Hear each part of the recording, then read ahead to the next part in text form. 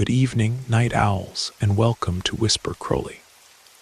Tonight, I will guide you into a world of darkness, hoping to help you relax and unwind.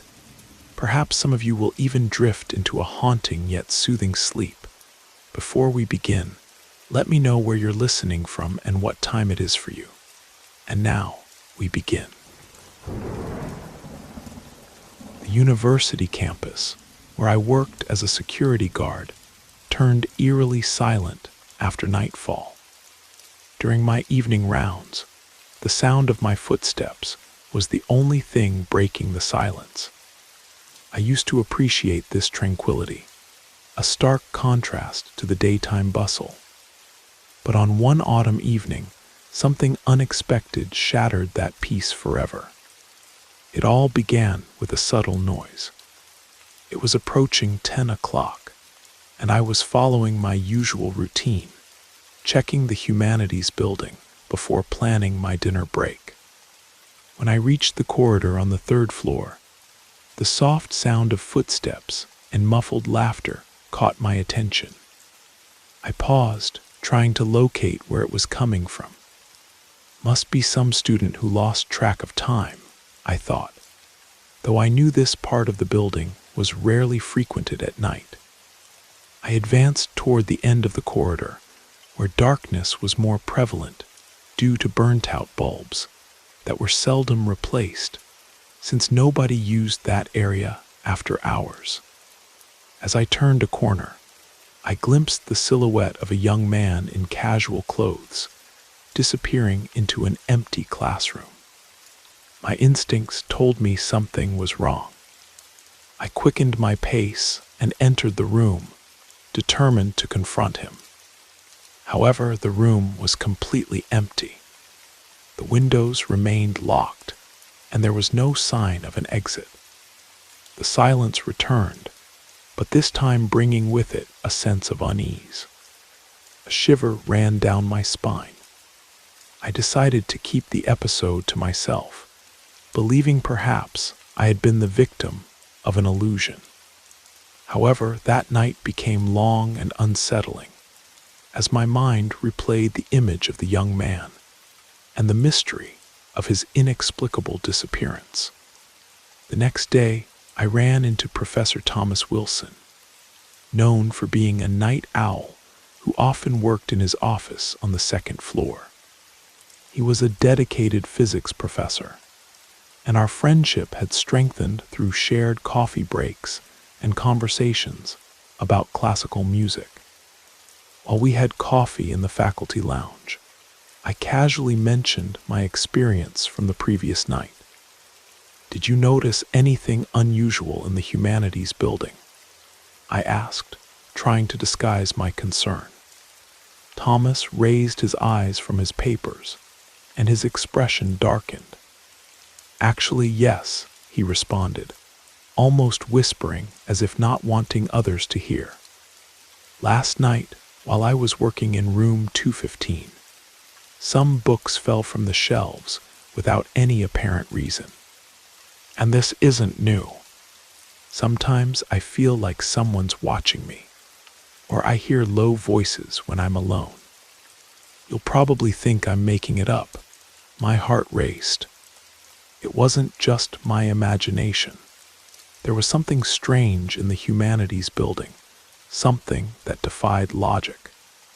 We decided to investigate. We walked the corridors and rooms, determined to find explanations for what we were experiencing. More disturbing signs soon emerged.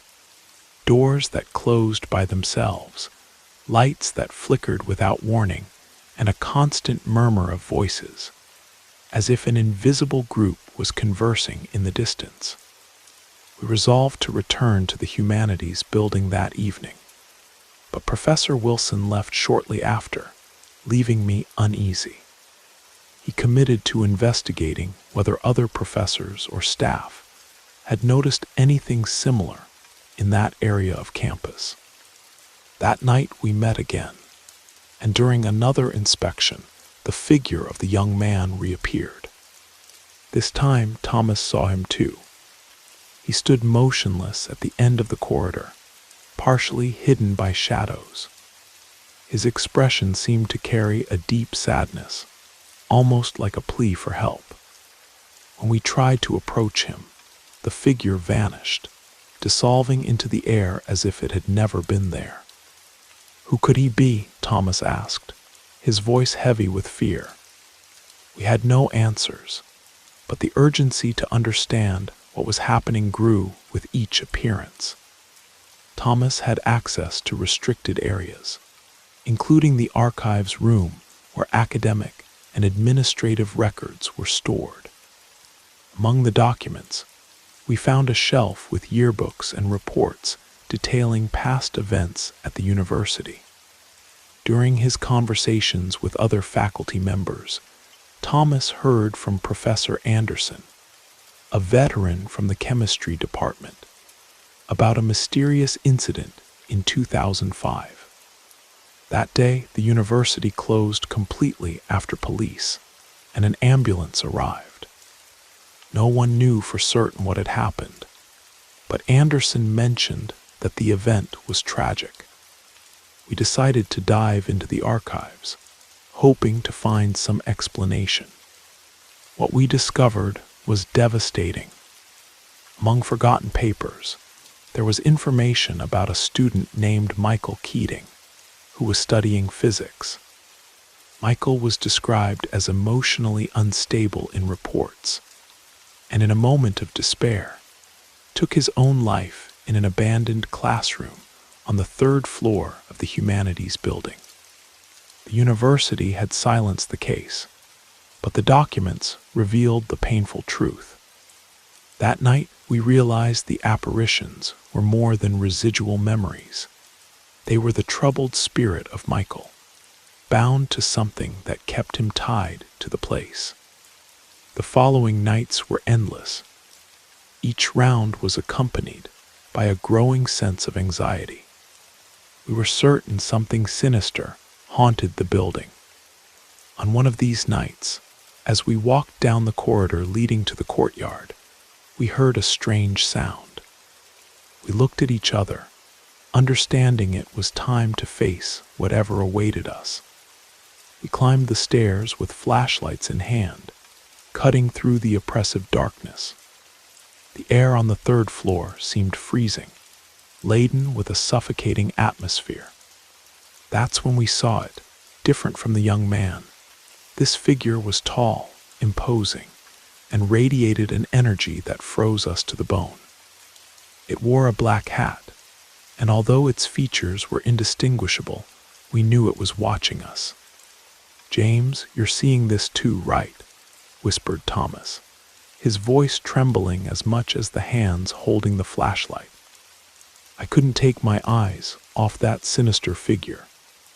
The shadow advanced slowly, moving in an unsettling way, almost as if gliding across the floor.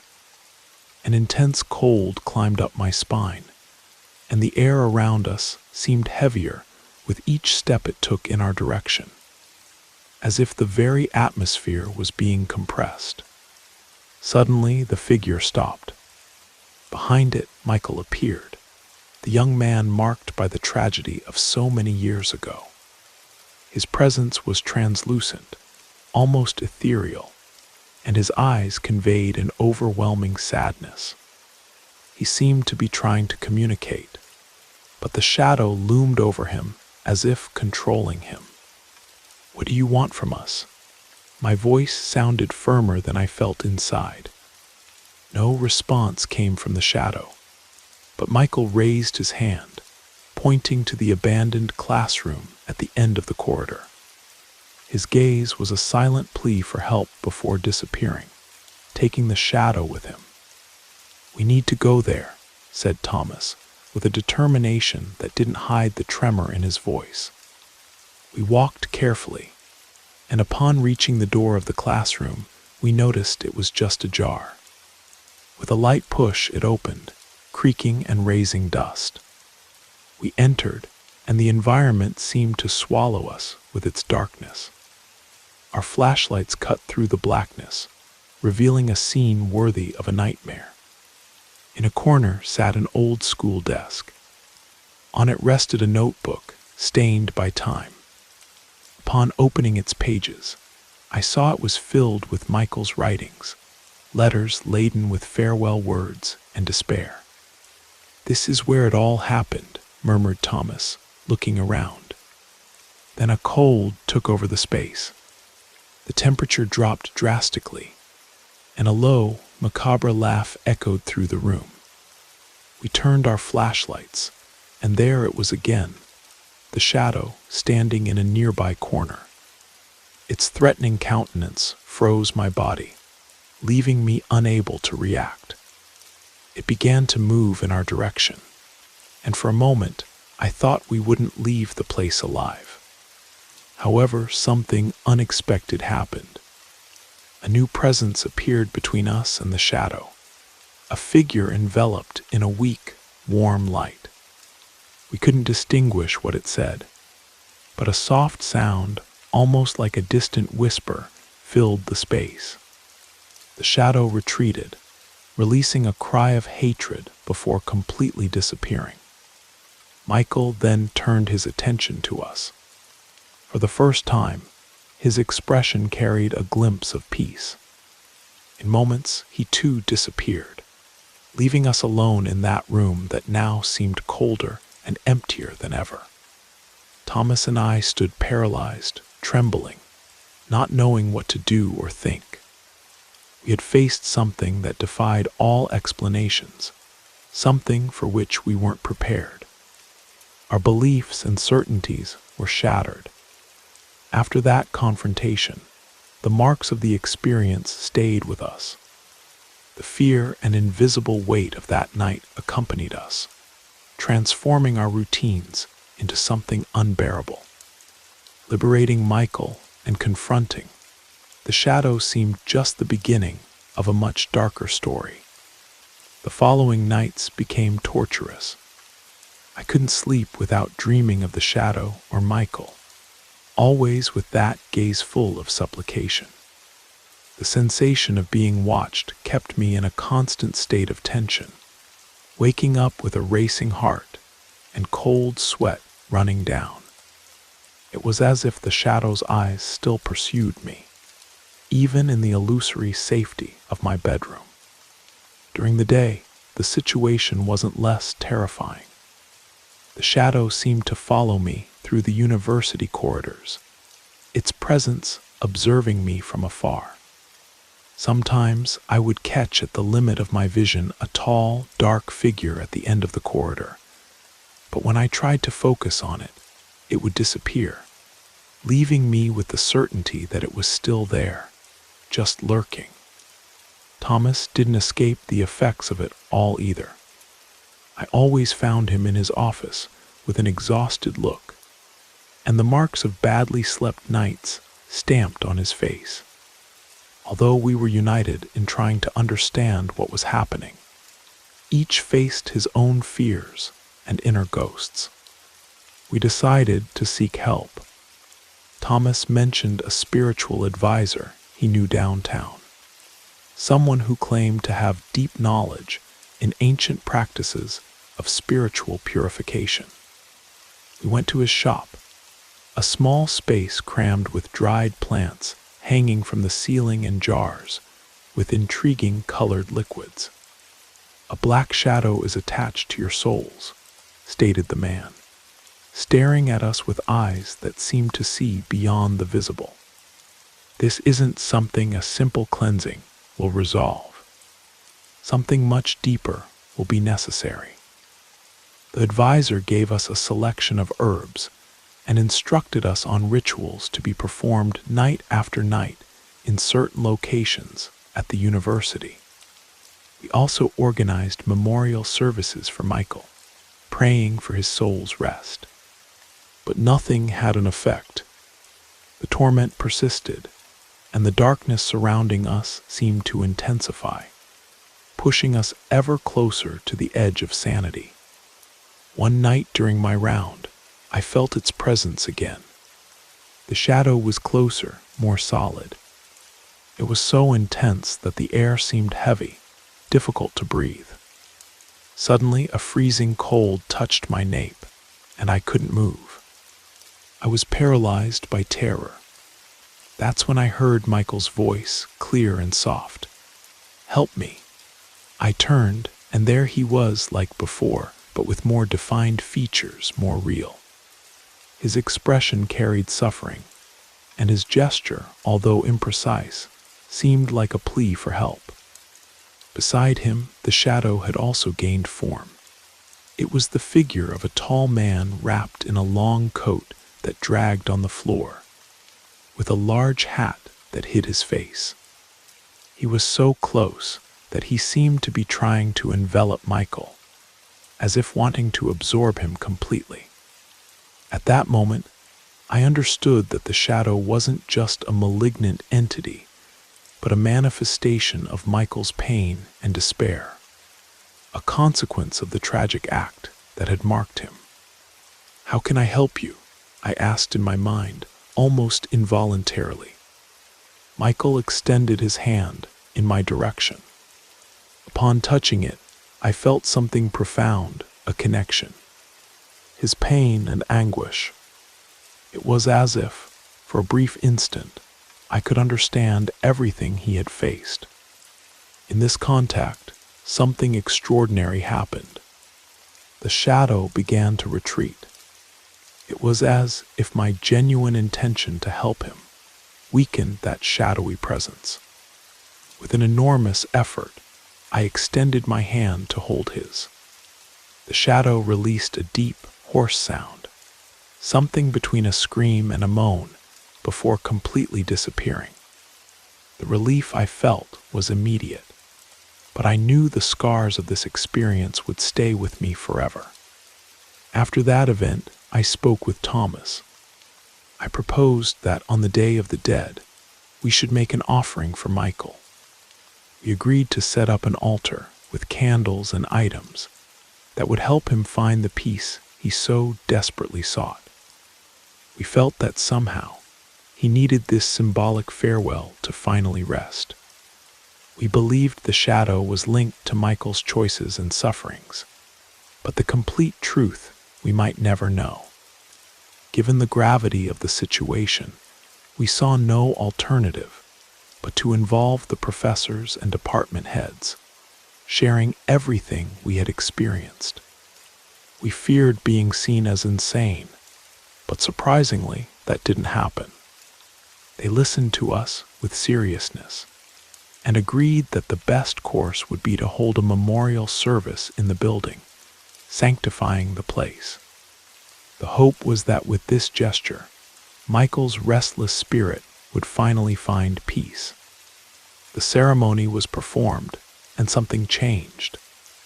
The environment, previously dense and oppressive, became lighter, as if the invisible tension had dissipated. Both Thomas and I stopped feeling that constant sensation of being watched. This was how we were sure everything had come to an end.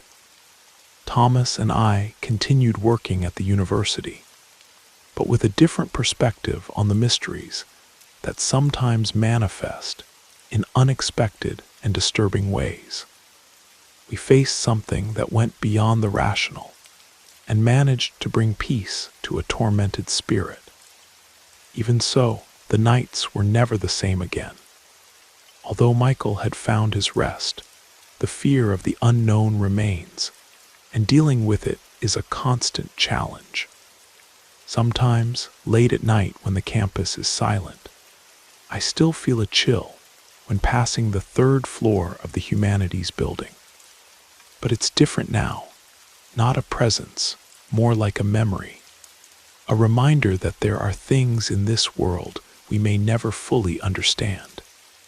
In those moments, I find myself hoping that Michael truly found peace, and that the shadow that once bound him has been permanently banished to whatever dark place it came from.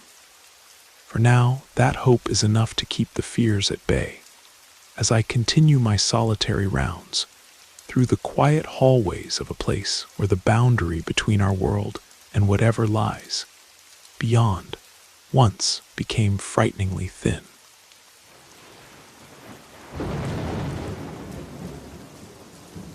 hope you enjoyed the first story. If you did, don't forget to leave a like. But if I didn't do my job well, feel free to give it a thumbs down. Either way, drop a comment and let us know where you're listening from and what time it is for you. Now, let's continue. There are stories that find their way to us not through what we believe, but through what we feel when we hear them. This particular tale blends the casual with the inexplicable, leading to a point where the ordinary and the extraordinary intersect. I was 17 when it happened, living in Portland at the time. It was the fall of 2018, and one afternoon after leaving school, I was walking home with two friends. Our route took us through Willow Park, and after crossing the park, each of us would head to our respective homes. As we approached the park, we spotted an elderly woman sitting on a mat across from a vintage record store. She had various items laid out for sale. Curious, we stopped to see what she was offering. The prices were incredibly low, and we ended up buying a few things: makeup, hair ties, and in my case, a teal hairbrush. Despite being a bit worn on the back, the bristles were in good condition, which was all that mattered to me. It cost only $3, and even though it was slightly dirty with a few strands of hair still attached, I planned to clean it thoroughly when I got home. When I showed the brush to my mother, she gave me a strange look. It was she who noticed the fine strands still stuck in it. Like a typical teenager who didn't see any problem with second-hand items, I cleaned the brush with lots of soap and water, removed the strands, and put it away. I didn't even intend to use it. I just thought it looked nice. A few days later, on a Saturday morning, I was home alone while my parents had gone out shopping. I was watching TV in the living room when I heard a sound coming from my bedroom, like someone repeatedly sliding their fingers across the bristles of a brush. I went to investigate. The sound stopped when I entered, but I found the brush on my bed. I thought it was strange because I always kept it on my dresser and had never used it. Thinking the sound might have been an insect or something rubbing against furniture or doors, I put the brush back on the dresser and dismissed it. Later that day, my mother told me that while she was alone in the house, she heard the same sound coming from my bedroom. She thought I was home and went to check, but found no one there. What was even more unsettling was that when she went to look, she found the brush on the nightstand next to my bed, not on the dresser where it belonged. I began to suspect something was wrong with that brush, but I preferred not to mention my concerns to my mother. I didn't want to scare her, and at the same time, I was trying to convince myself that there could be another explanation. I think it was about 2 nights later when something happened. I was sleeping alone in my room with the door closed. I make a point of mentioning this to make it clear that neither my mother nor my father could have made the noise that woke me up. I awoke suddenly, but remained lying down, listening carefully. I thought I had heard something in the room, but still lying on my side with my back turned to the rest of the room and the dresser. The sound didn't repeat. I closed my eyes and tried to go back to sleep. Suddenly, that unmistakable sound of fingers sliding across the bristles of a brush emerged right next to my ear. Startled, I quickly turned and sat up in bed. It was at that moment that I heard the brush falling to the floor. I hastily turned on the light, expecting to see someone there, perhaps my mother or father, but there was no one. The brush was on the floor next to the bed, still wobbling as if it had just been dropped.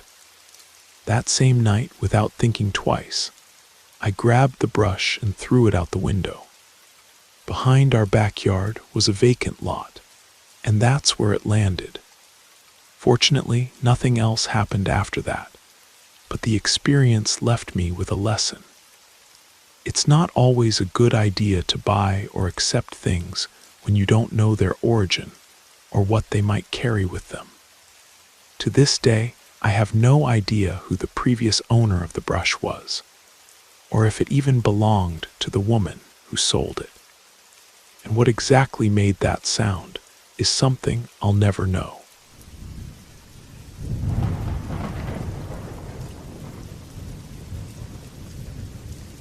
My name is Marcus, and today I want to share one of the strangest situations I've ever experienced, which happened just last year. In late 2022, I bought a pickup truck for my work, primarily to transport tables and chairs for events. A friend of mine who deals in buying and selling vehicles called me one morning, saying he had just received a truck that could be perfect for me. He knew I had been looking for something like this, so I went to check it out that same afternoon. When I arrived, there it was, almost new, with very few miles on it. The engine was in perfect condition, the interior immaculate. A Ford F-150 2021 model. The price was what you'd expect for a Ford, but still reasonable for the model and the condition it was in. It looked practically untouched, no exaggeration. My friend assured me he had checked everything thoroughly, so I bought it without thinking twice. Not even a week had passed since I started using the truck when, on one occasion while driving with no cargo and no passengers, I felt a strange movement, as if the truck had suddenly jumped. I hadn't hit a pothole, speed bump, or any irregularity in the asphalt. I looked in the rear-view mirror at the truck bed, because it felt like someone had jumped in or dropped something heavy. As soon as I could, I pulled over and checked. I searched everywhere, but there was absolutely nothing. I decided to let it go. Maybe it was a small bump I hadn't noticed. I continued working with the truck, and about 6 or 7 days later, it happened again. This time I was returning home at night, again with nothing in the truck bed, not even tools or bags. That's when I clearly heard a noise, as if someone had knocked on the small window connecting the cabin to the truck bed. This time I was really startled. I checked all the mirrors, side and rear view, trying to find an explanation, but nothing. I hadn't stopped anywhere where someone could have climbed in. I pulled over again and checked the truck bed, but it was empty. The sound seemed so real that it left me puzzled. Even with the scare, there wasn't much I could do. So I continued driving until I reached home about 20 minutes later. When I parked in front of my house, 2 neighbors who were outside chatting and listening to music greeted me. As I got out of the truck and started walking inside, one of them asked, "Hey Marcus, who was that kid with you?" The question caught me by surprise. Not understanding, I replied, "What kid are you talking about?" When you arrived, Tyler and I saw a kid in the truck bed. He was standing up, holding onto the edge. Wasn't that right, Tyler? Yeah, when you got out, he ducked down. We thought it was your nephew or something. With my heart racing, I ran to check the truck bed once more. I almost begged them to tell me the truth. They insisted they had seen the boy with absolute certainty. At that moment, I told my neighbors everything that had been happening. As I spoke, I noticed their expressions change. They turned pale. They warned me not to take this lightly, as they had clearly seen a boy standing in the truck bed. They suggested I ask the seller about the vehicle, as there must be something strange about it. The three of us stood there observing the truck in silence. Then we said goodbye, and both they and I went into our homes, no one daring to continue facing the situation. I didn't wait until the next day. That same night, I called my friend, and he promptly answered. I explained what was happening, and he, being someone I trust deeply, listened attentively. He knew he hadn't done anything in bad faith. That's when he told me something I'll never forget. Marcus, I don't even know what to say. I believe you, of course, but it's hard to imagine something like this. I'm truly sorry. I didn't think anything like this could happen. Look, let me explain. This truck was sold to me by a distant cousin who lives in Colorado. Less than a year ago, he went through a tragedy. My cousin had bought this truck recently, not more than 2 months before. He had a 9-year-old son who loved riding in the truck bed. He always warned him not to stand up, but like all children, the boy didn't listen. One ordinary day, as they were pulling into their property, they went over a small bump. The truck jolted and the boy fell out.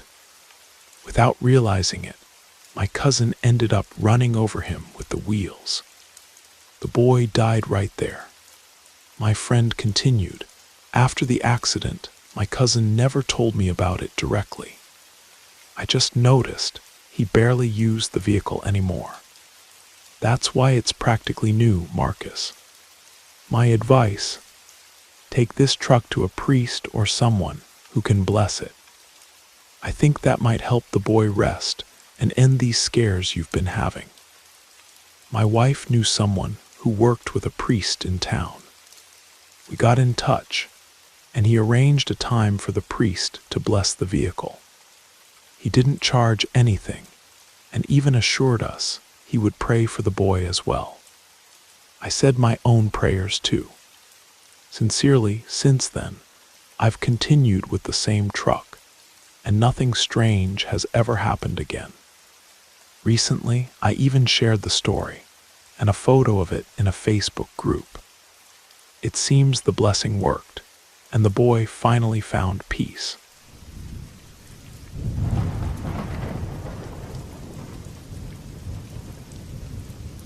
What I'm about to narrate happened about a year ago, more or less during the time when we were beginning to emerge from the isolation caused by the pandemic. At that time, I was switching computers. I've always preferred to build my own by buying the parts separately. But while browsing through Craigslist, I came across someone selling a complete machine.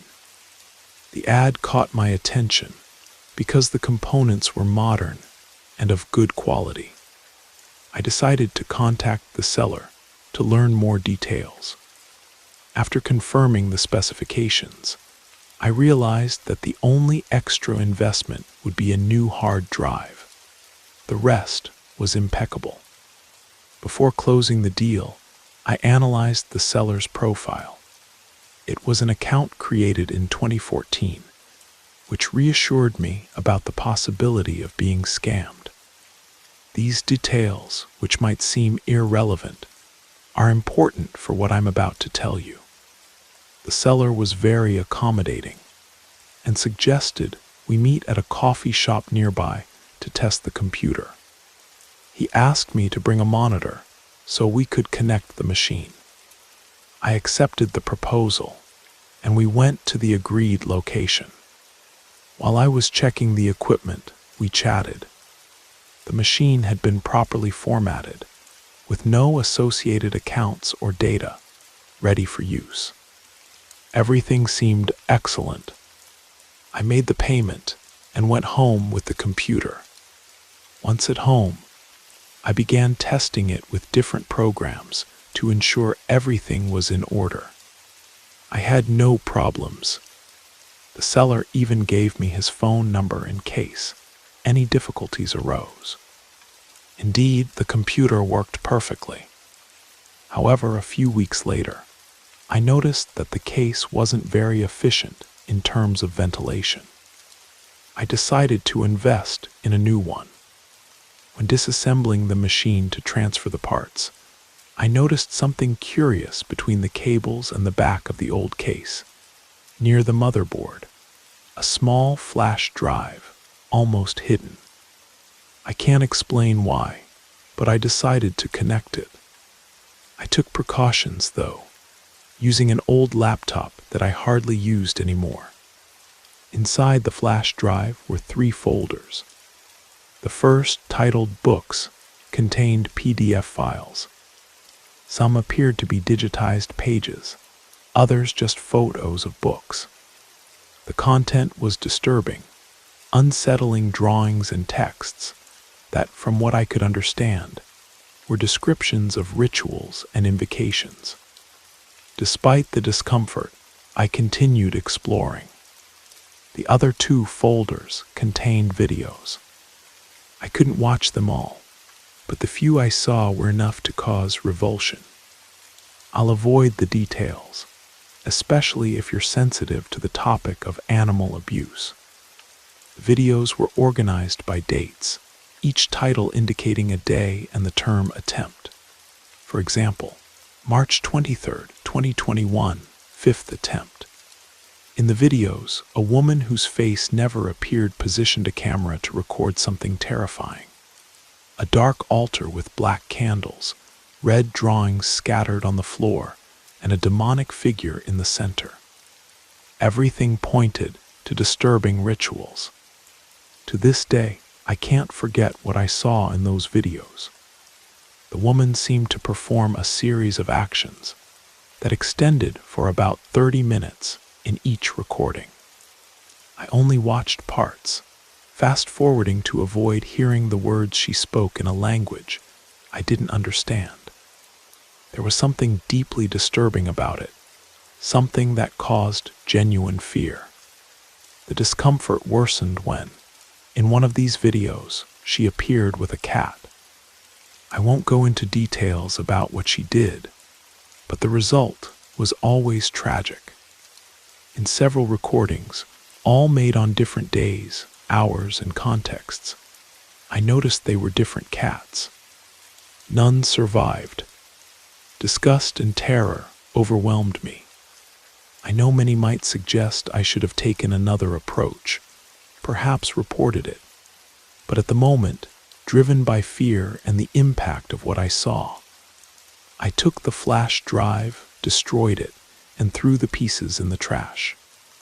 I believe that if you felt what I felt watching those images, you might understand my reaction.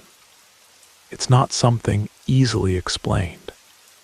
Before destroying it, I thought about taking the case to the police, but the idea terrified me. What if they identified the people involved? Would they link me to this report? I don't know. I don't know if that flash drive was left in the computer by chance or on purpose. I don't know if the woman in the videos had any connection to the person who sold me the computer. I tried to investigate the seller's profile, looking for someone in the photos, comments, or reactions who might physically resemble the woman from the videos, but I found nothing. I still have the phone number he gave me, as well as access to his profile, but nothing points to a direct link with what I saw. I ask that you don't judge me for what I did. The impact of those images was devastating for me. My fear of whoever was capable of something so cruel was greater than anything else. Yes, perhaps I could have acted differently, but at the same time, I know that if these people suspected me, the story I would be telling would be very different. Everyone reacts differently to fear or stress. It's not fair to say you would have done something different without being in the same situation. But one thing is certain. Those who commit such atrocities against animals or any living being will face consequences. Life somehow always collects its debts.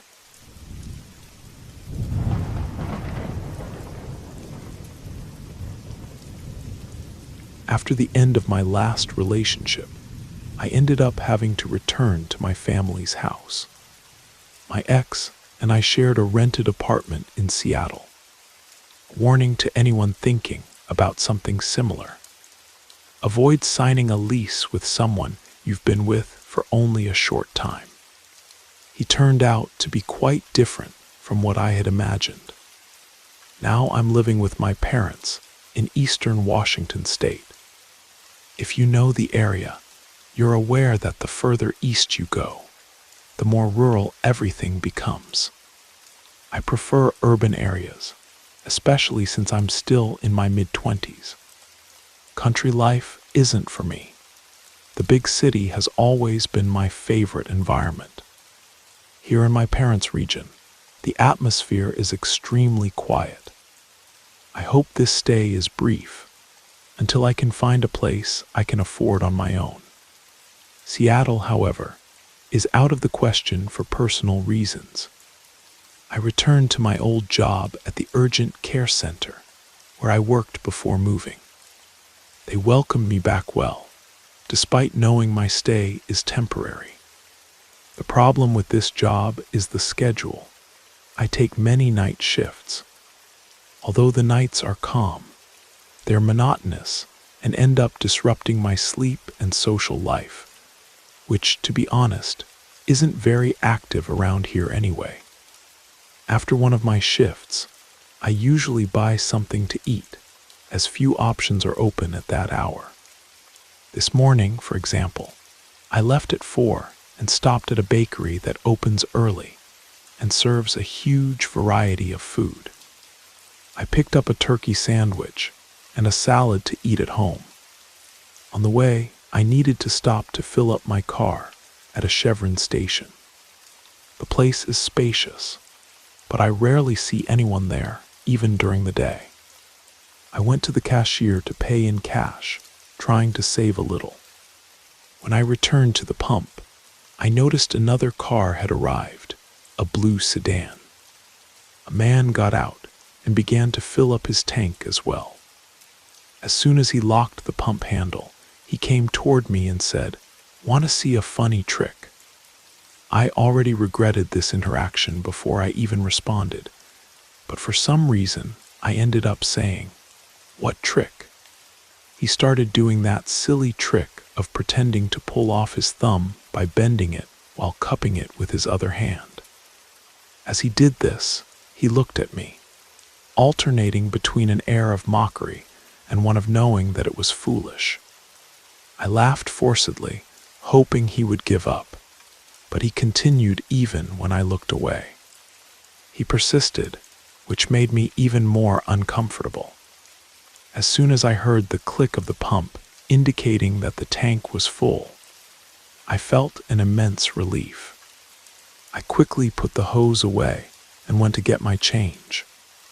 When I returned, I didn't see the man anymore, but his car was still there with the hose in place. I didn't want to stay to find out anything else. As soon as I got in my car, I couldn't resist the paranoia and checked the back seat just to make sure he wasn't there.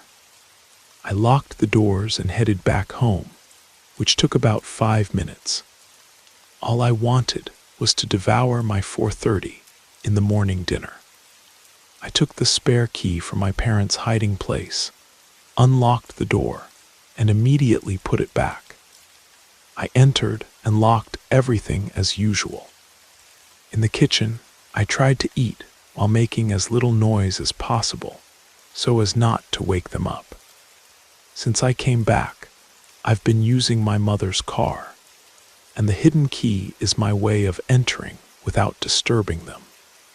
While I was chewing, I heard the sound of the front door being unlocked, followed by an opening and closing.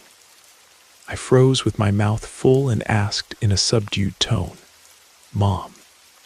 "Dad," the silence was absolute. No steps, no sound.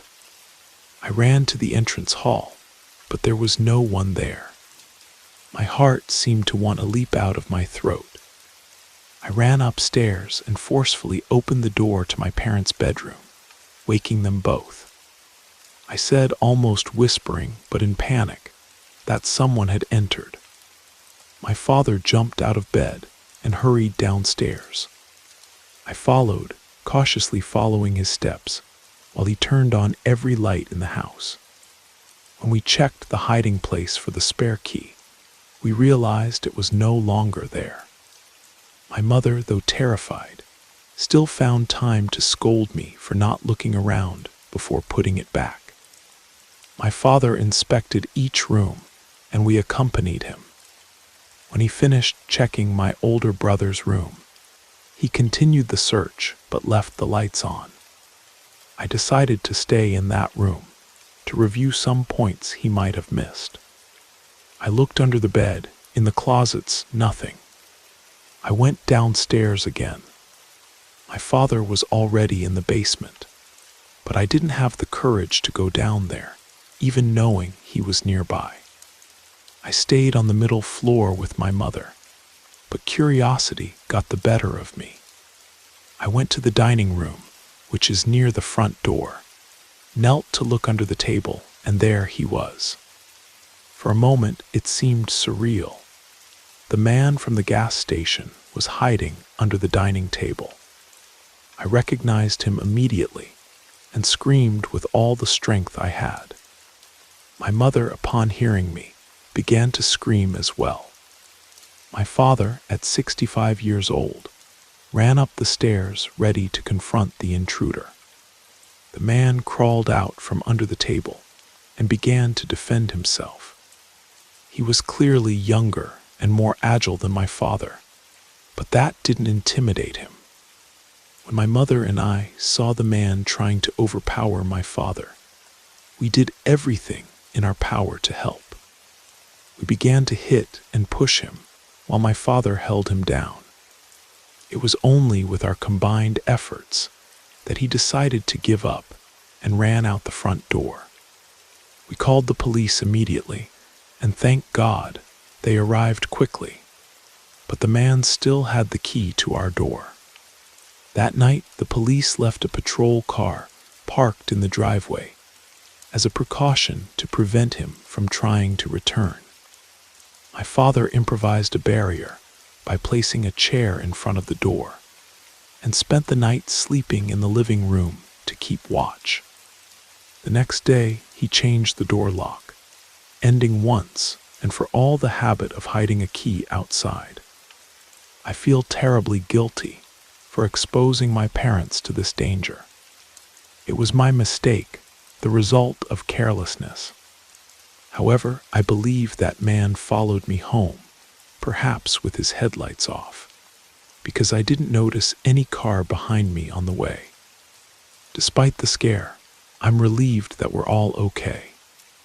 This experience, however, only reinforced my desire to leave here as soon as possible.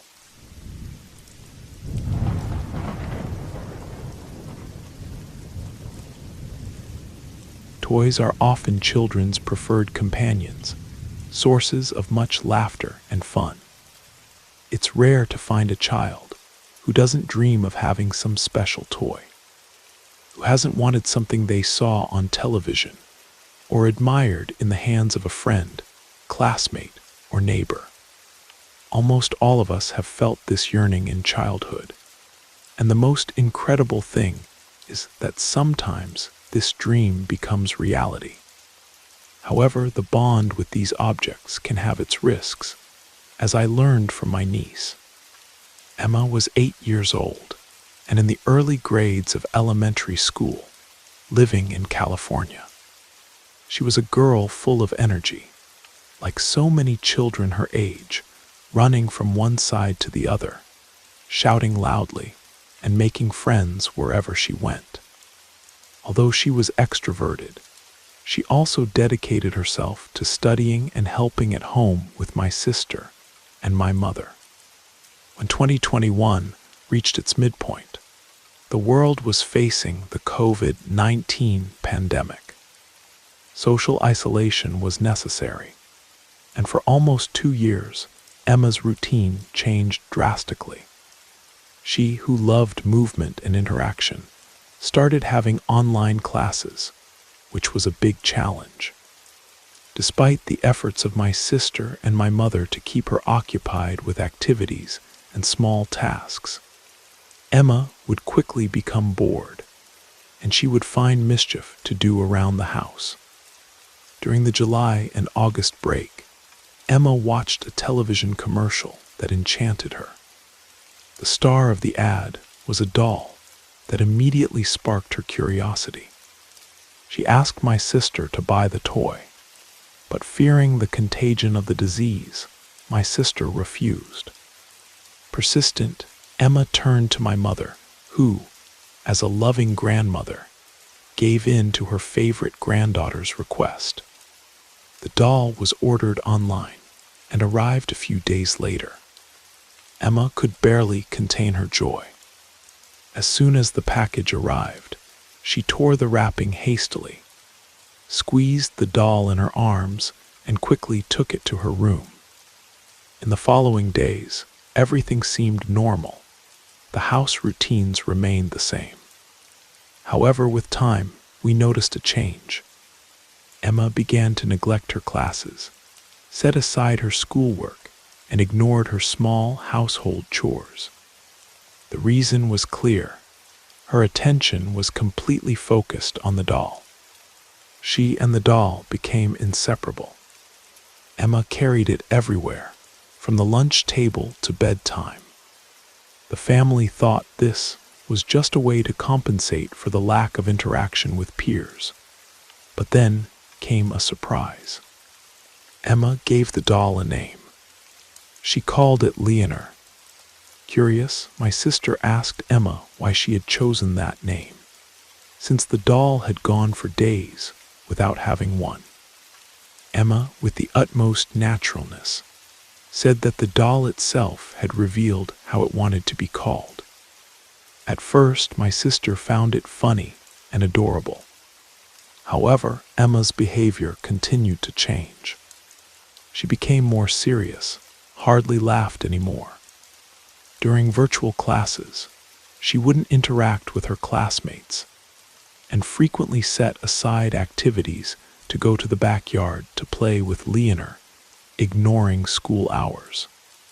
My mother quickly noticed Emma's behavior and called my sister to observe through the window what was happening. While both watched Emma's movements, my mother reported what she had seen.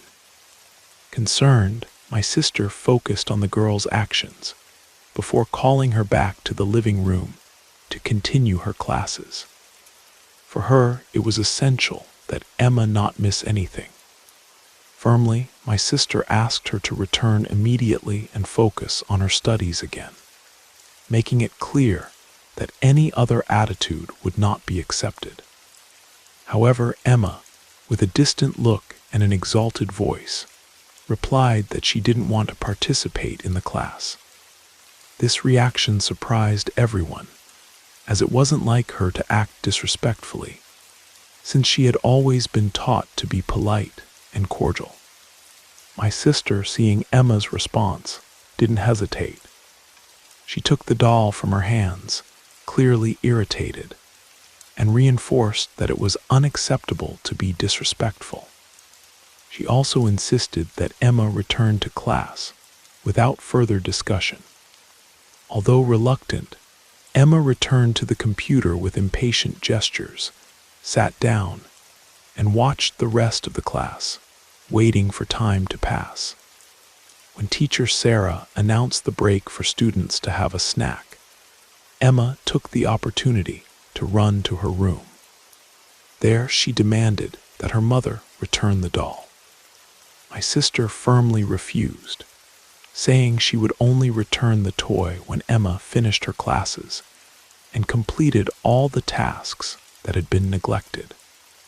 Emma, frustrated, complained, and in a threatening tone, said that the doll would take revenge if it wasn't returned.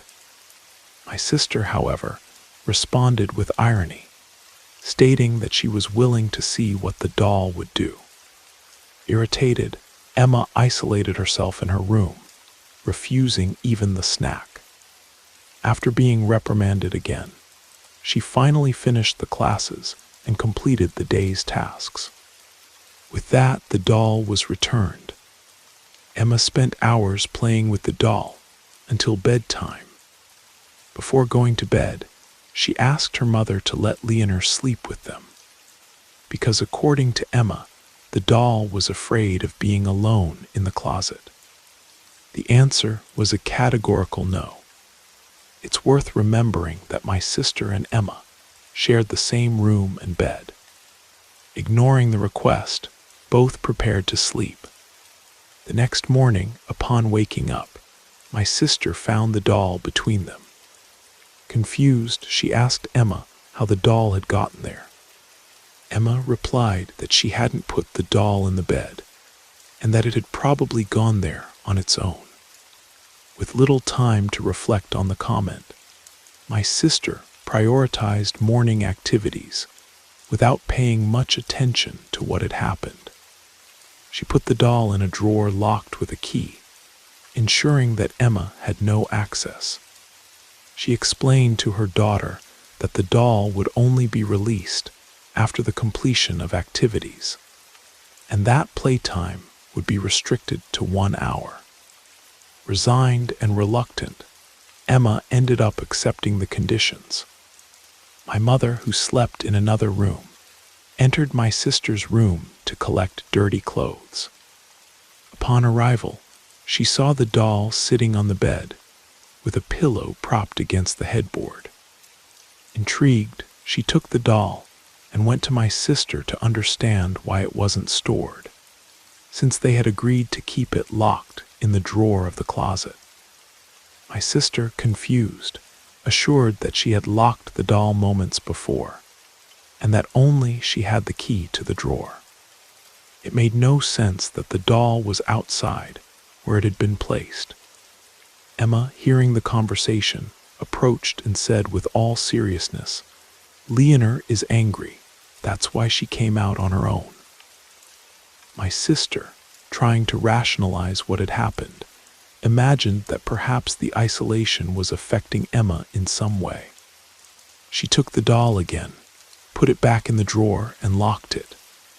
Defiantly, she said she wanted to see if the doll would appear on the bed once more. Emma, frightened, begged her mother not to provoke the doll, as she feared it might do something bad.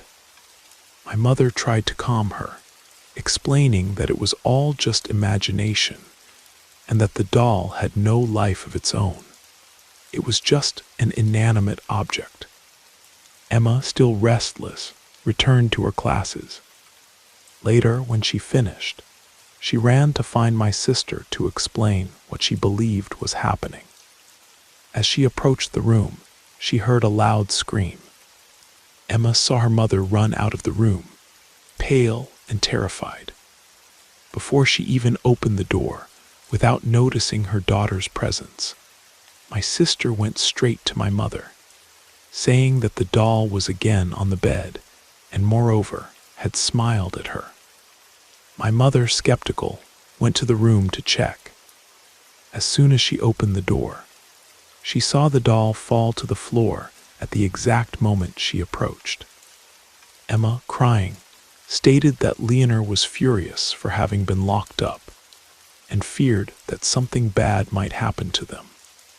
Given what had happened, my sister and my mother decided to leave the house with Emma and came to my residence. They rang the doorbell repeatedly, and when I opened, I saw the three of them standing in the street. Without thinking twice, I let them in. Emma was crying a lot, while my mother, visibly shaken, said she needed to tell me something.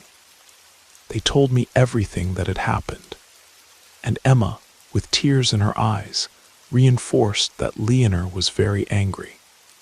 I tried to reassure them, suggesting that it was probably all an illusion caused by the long period of isolation. However, my mother and my sister insisted it wasn't imagination. To try to calm them down, I offered to accompany them back to the house and check what was happening. When we arrived, I went straight to the room. There was the doll, fallen on the floor with its head hanging down. I picked it up and took it to the living room, where I showed it to the three of them. They scared moved away, clearly afraid. Sarcastically, I mentioned that it was just a toy and that nothing strange was happening.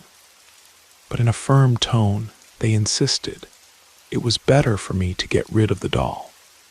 For my part, I thought that wouldn't solve the problem, but if that's what they wanted, I would do it. I decided to sell the doll on a social network. For a few days, I left it in the trunk of my car and ended up forgetting about it.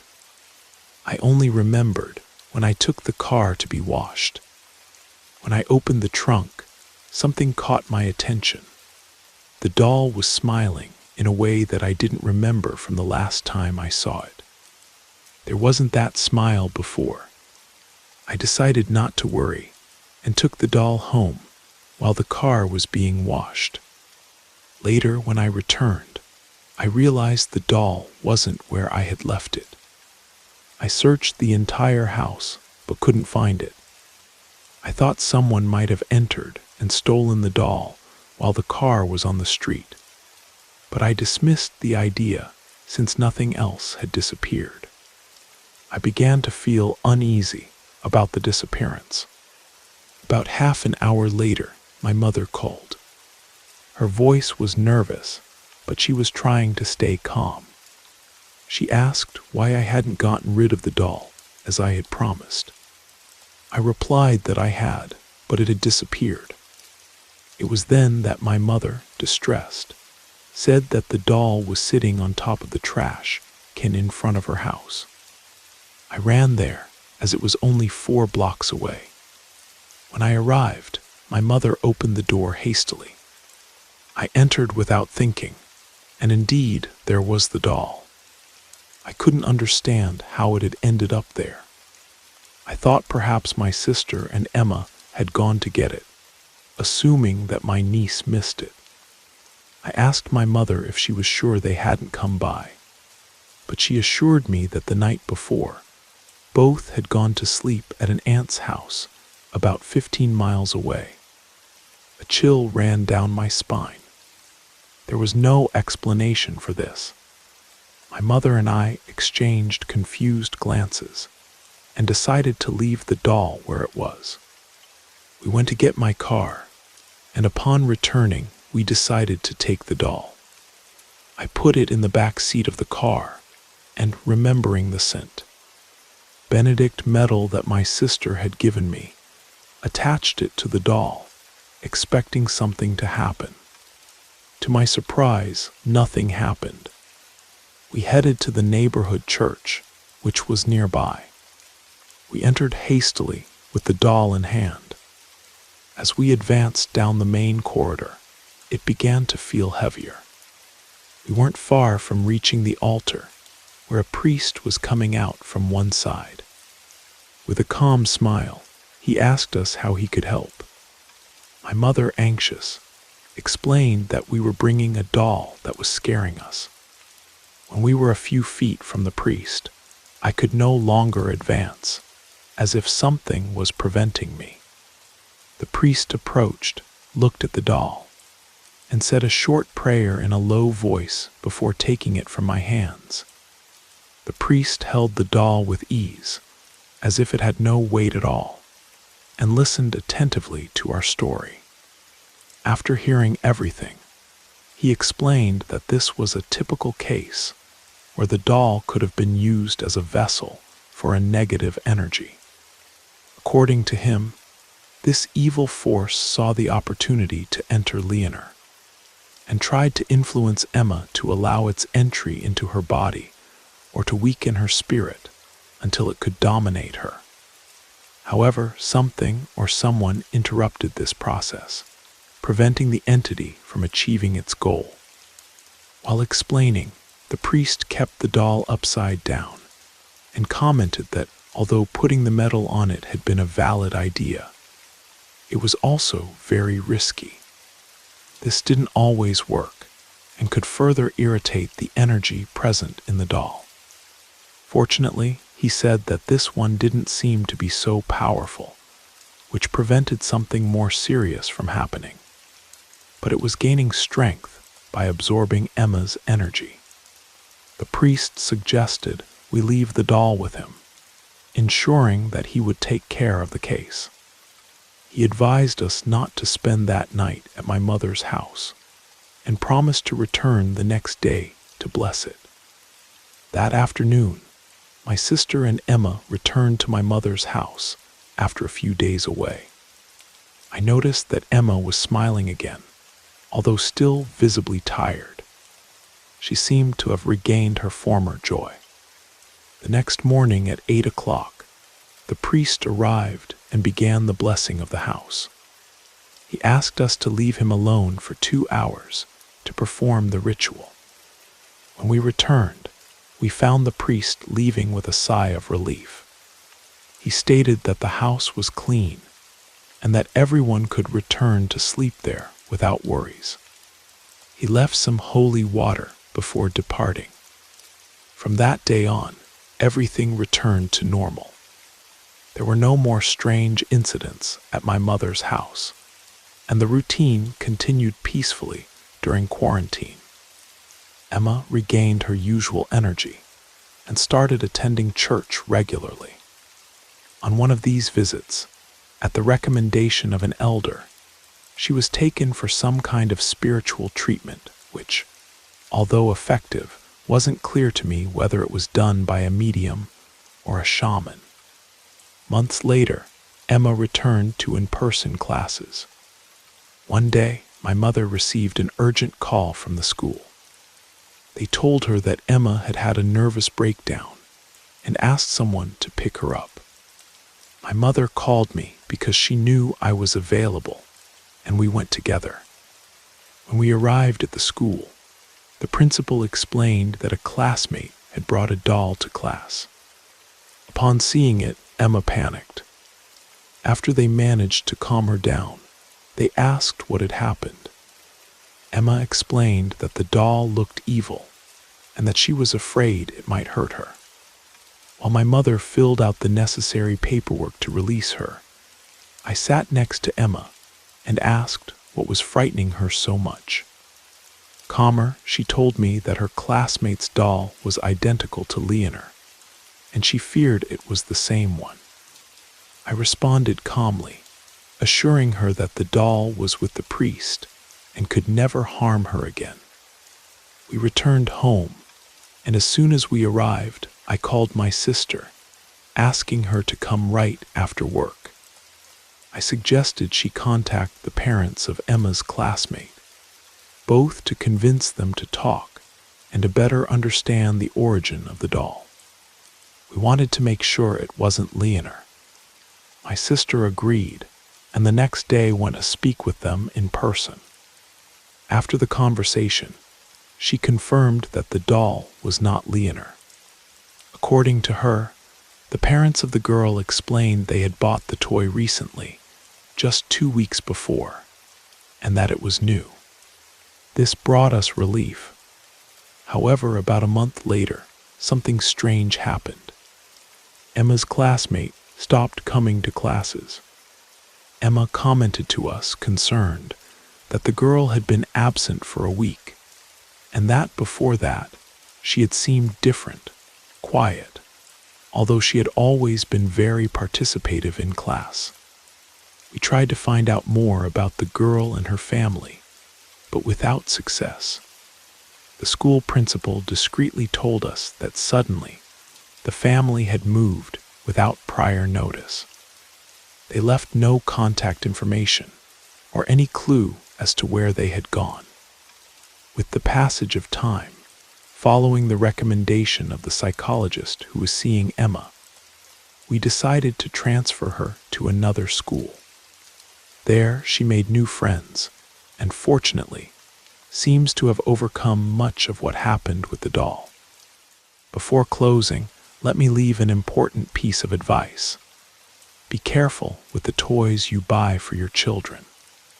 Always check their origin and avoid purchasing used toys. We never know what kind of energy might be associated with them.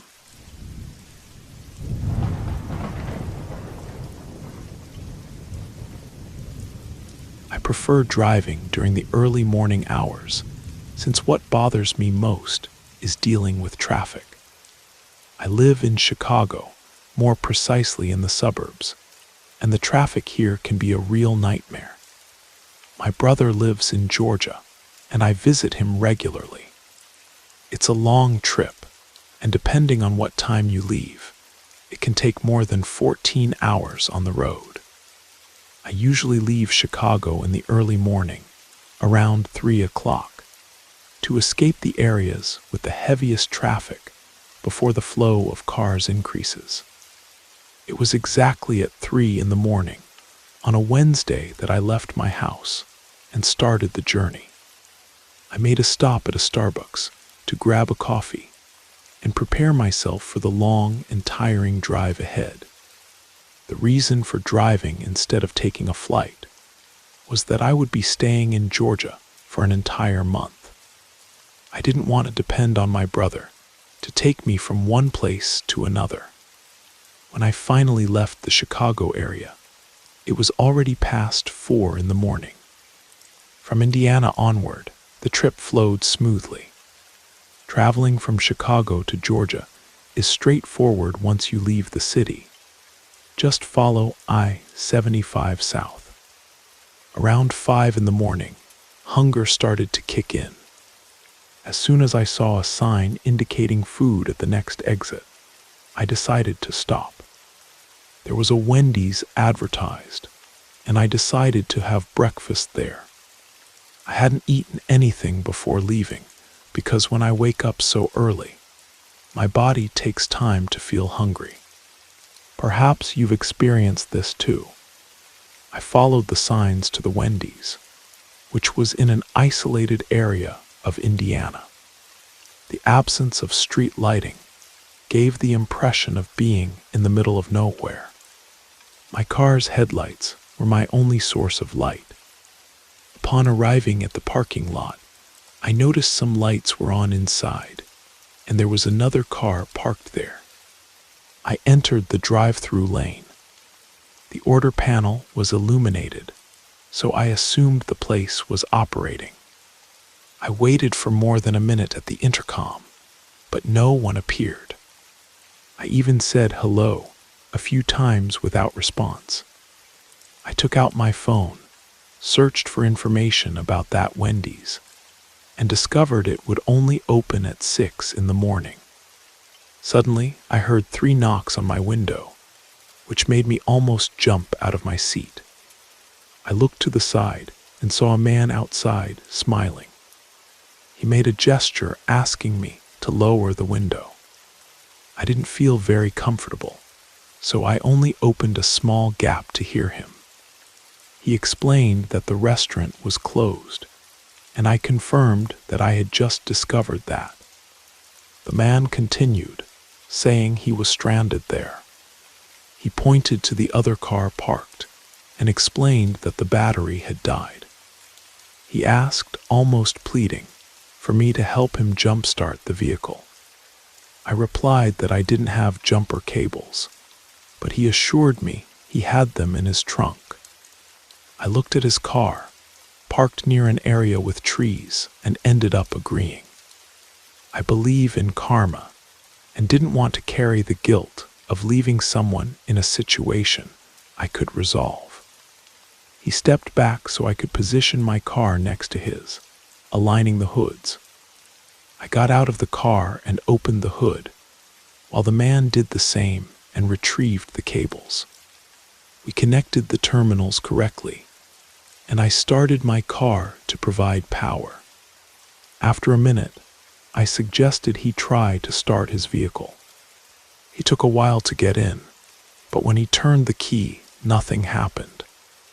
We waited a few more minutes before trying again, but the car still wouldn't start. That seemed strange, since he had just driven there, so the battery shouldn't need so much time to recharge. He asked me to wait, walked away, and took out his phone, beginning to talk in Spanish, almost whispering. Since I don't understand much of the language, I didn't try to understand what he was saying. When he returned, he said a friend had recommended waiting a few more minutes and trying again. I agreed, wanting to help, but was already starting to lose patience, hoping this wouldn't extend much longer. It was then that I heard the loud sound of two pickup truck engines accelerating, coming from both sides of the building. At that instant, everything became clear. My reaction was an incredulous whisper. "Oh no." I began to disconnect the cables quickly and close the hood, but it was already too late. The pickup trucks blocked my car from behind, preventing any escape. The man remained standing, smiling, but now the smile seemed sinister, loaded with something ominous. The look he gave me remains etched in my memory, deeply disturbing. The only thing that came to mind was to run. I locked the car with the remote control and dashed into the forest in the dark. I felt branches cutting my legs and stumbled on something, deciding to hide right there. I lay on the ground, trying to stay as still as possible. I heard men shouting in Spanish, their voices getting closer and closer. Fear consumed me. I didn't know how many there were or if they were armed, but at least 3 distinct voices stood out. Fortunately, after a few minutes, they began to move away, and relief took over momentarily, until my car alarm went off in the distance. Everything I had was in the trunk: clothes, shoes, watches, accessories, everything valued in the thousands of dollars. I decided to approach the parking lot, creeping carefully. When I got close enough, I saw that only my car remained there. The pickup trucks and the man's car had disappeared. I ran to the vehicle and found the scenario anyone would dread. The rear window was broken, and all my belongings had been taken. My suitcase, bags, and almost my entire wardrobe were gone. Stress took over me, and I began to cry. I called the police and explained the situation. The officers said they would have to wait until Wendy's opened to access the security camera footage. After recording my information, they told me I didn't need to remain in the area and that they would contact me. That drive back home, about 3 hours away, was the most exhausting, depressing, and frustrating of my life. To make matters worse, I received a call from the Indiana Police Department. They informed me that the car in the Wendy's parking lot was using a fake license plate, and the 2 pickup trucks had no plates at all. Although they said they would do their best, I knew they were just trying to give me some consolation. Deep down, I was already certain my things would never be recovered. Those responsible for this got away scot-free, with no consequences. As I mentioned before, I believe in karma. I just hope those miserable individuals eventually face what they deserve.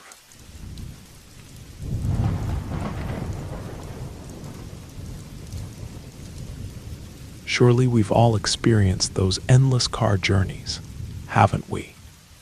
And inevitably, there comes that moment when we spot a sign indicating a rest area, pondering whether we can hold out for another 20 minutes before finally stopping to stretch our legs or answer a more urgent call of nature. Sometimes we get lucky and find a complete structure with food courts and even convenience stores.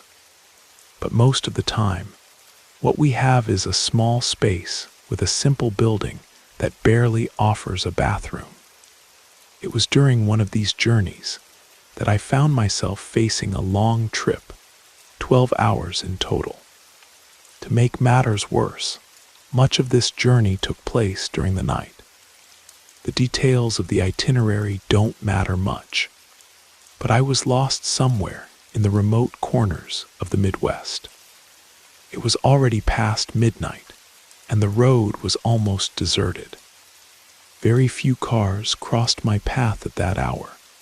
It was rare to spot another vehicle.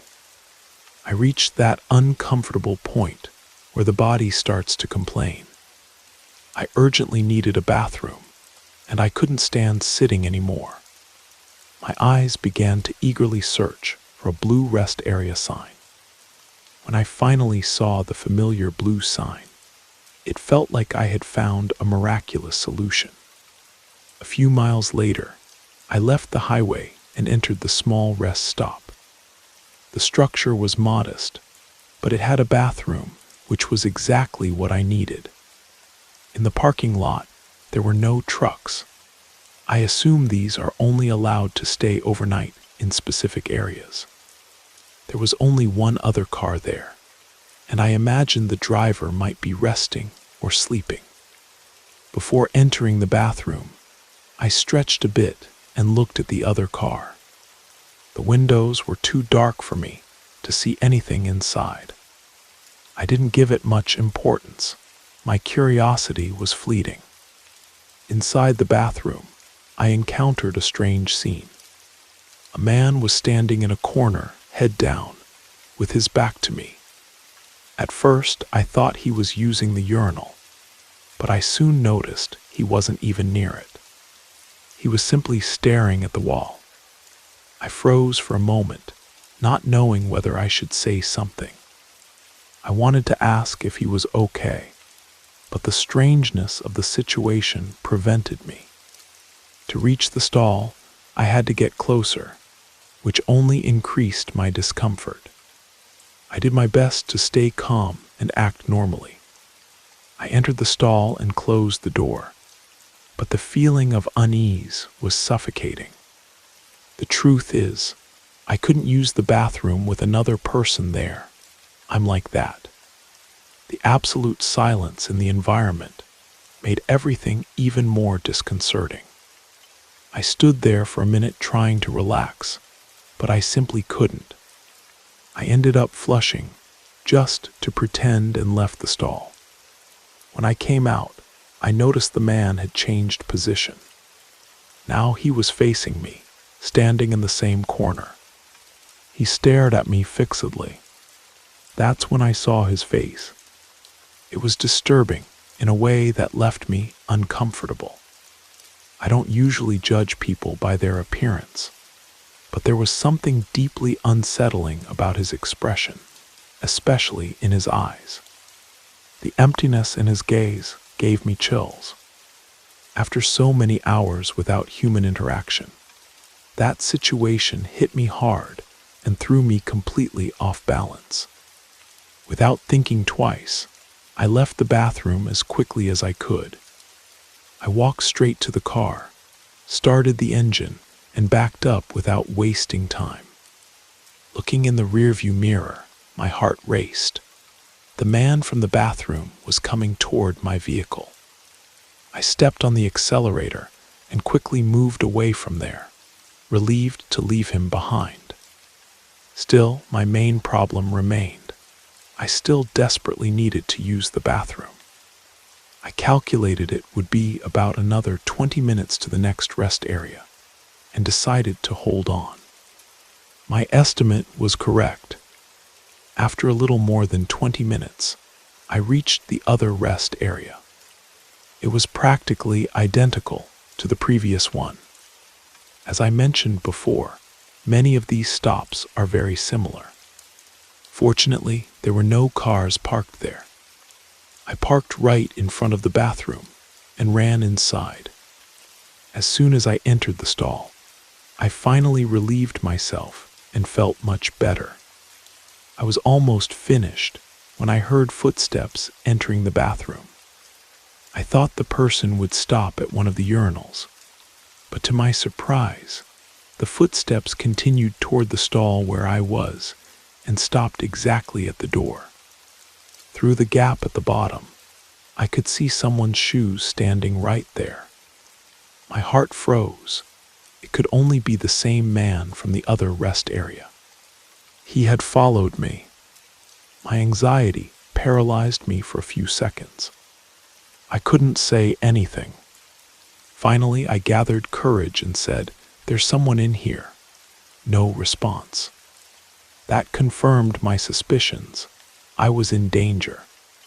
My only way out was to take my phone and call the emergency number.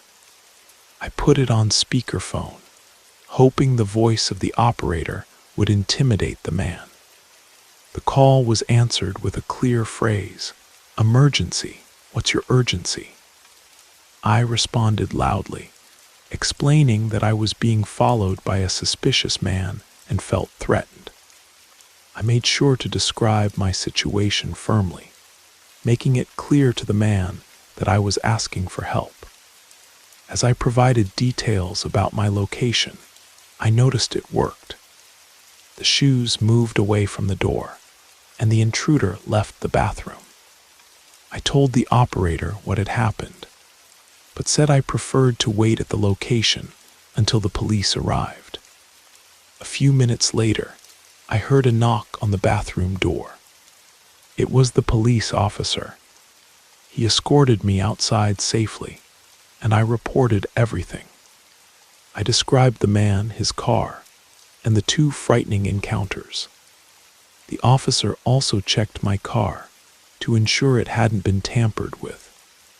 After making sure the man had gone, he suggested we leave at the same time. We drove together until he left the highway. The rest of the journey was peaceful, but that night was terrifying. I never imagined something like this could happen to me.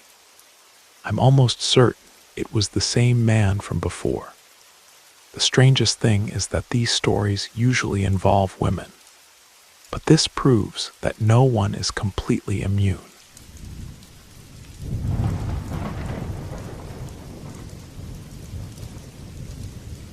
After a long day of work, I arrived home around 11 at night.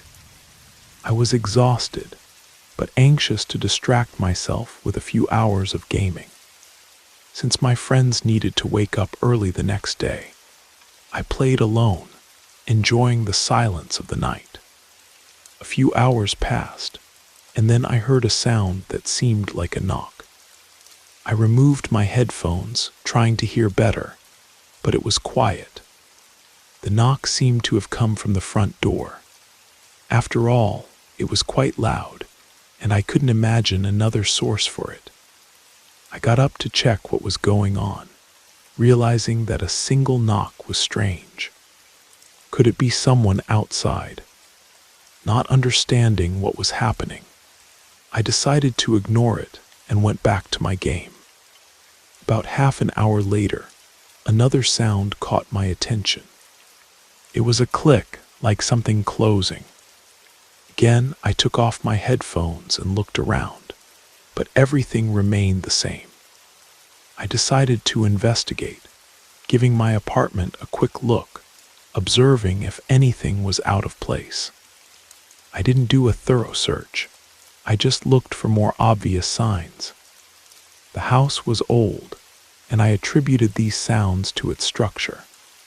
Finding nothing, I decided there was no reason for concern and returned to my desk. I still hesitated before putting my headphones back on, but I ended up giving in. A few minutes later, an unexpected movement reflected on my computer screen. It looked like a shadow or something similar, and I turned around instinctively. At that moment, a terrifying certainty took hold of me. Someone was inside my apartment. My desk was in the living room, and behind it was a long corridor leading to 3 bedrooms, with the front door at the end. I tried to compose myself and remember the direction of the movement I had seen in the reflection. It crossed from left to right, toward my bedroom, the only door on that side. The silence in the apartment seemed suffocating, and each passing second increased my dread. I was almost certain there was someone in that room. I decided that the only option was to run to the front door and hope that whoever it was wouldn't have time to catch me. I gathered my courage and moved, rushing down the corridor and out the front door without looking back. I didn't hear anything as I fled, but my heart was racing. I called the police and waited on the sidewalk, feeling each minute pass like an eternity. When the officers entered and later came out bringing a handcuffed man, I was paralyzed. I knew something was wrong, but seeing that made everything more real and frightening. The man appeared to be around 45 years old, but he was large and threatening. His face had a disturbing expression, bloodshot and wide eyes combined with an unkempt beard. The most terrifying part was when the police officers revealed he was carrying 3 knives. Discovering there was no specific reason for him to choose me as a target should have reassured me. But it only made things worse. This meant he was unpredictable, capable of anything without thinking twice. That night, I realized how lucky I was to have escaped unharmed.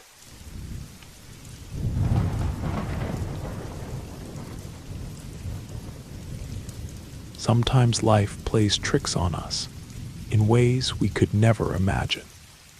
It's strange how even when we seem to have everything, we can still lose ourselves in wrong choices, and the consequences end up being much greater than we could ever predict. This story I'm about to tell is about exactly that, how small decisions can escalate and change everything. My name is Julian, and I need to share this story, not to justify what I did, but because I hope others might learn from my mistakes and see that sometimes the price is far too high. My family always lived a financially privileged life. My father was a prominent businessman in the hospitality industry, owning establishments scattered throughout the country, and my mother was a highly recognized interior designer. Growing up, I never lacked anything. I was the center of attention for grandparents, uncles, and of course, my parents, who did everything to fulfill my every wish. The truth is that my trajectory was marked by ease. I can't deny that this absence of challenges shaped me into someone selfish and shallow. I learned early on that I only needed to ask for things to come to me without any effort. When I entered university in 2018, I realized that besides wealth, I had another advantage that attracted attention: my appearance. Initially, I wasn't looking for anything serious with anyone. My only goal was to conquer girls, enjoy the moment, and move on. Relationships for me were nothing more than a pastime, and when interest diminished, I even made bets with Marcus, a friend of mine, to see who could conquer the most beautiful girl in the course. This behavior continued until I met Natalie. She was different, the most fascinating woman I'd ever seen. With black curly hair and penetrating green eyes that seemed to disarm any resistance I had. For the first time, I felt vulnerable by the simple power of a gaze. But Natalie wasn't just stunning beauty. Her intelligence was impressive. She was at university, thanks to an academic scholarship, since her family couldn't afford the costs. Natalie came from a reality far removed from mine.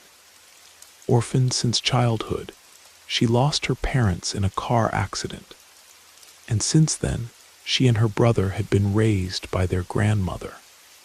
Besides studying, Natalie worked at a coffee shop to help with household expenses. This struggle for survival profoundly impacted me. I couldn't understand how someone could face so many difficulties and move forward while I lived surrounded by privileges without ever having lifted a finger to deserve them. This disparity sparked my curiosity, which is why I started frequenting the coffee shop where she worked, always finding pretexts to strike up a conversation. I asked for help with college subjects, pretending I was afraid of failing, although the real reason was to be near her. Over time, our friendship grew, and I discovered that Natalie was even more incredible inside than out. She had a strength and brightness that contrasted with my empty, consumerist existence. By her side, I began to transform. I realized that my selfish way of living didn't bring me true happiness. Natalie was the piece I didn't even know was missing. However, despite feeling completely in love, I couldn't express my feelings. Every time I tried, the fear of rejection stopped me. Months passed, and while other guys also showed interest in her, I remained paralyzed. Until in a moment of courage, I confessed everything I felt. At first, Natalie refused, saying she didn't want distractions that would take her away from her studies. But after some time and some closer conversations, she finally agreed to go out with me. Our relationship grew and matured over several years, seeming perfect in many ways. During this period, Natalie faced the harsh loss of her grandmother, which was a major blow to her.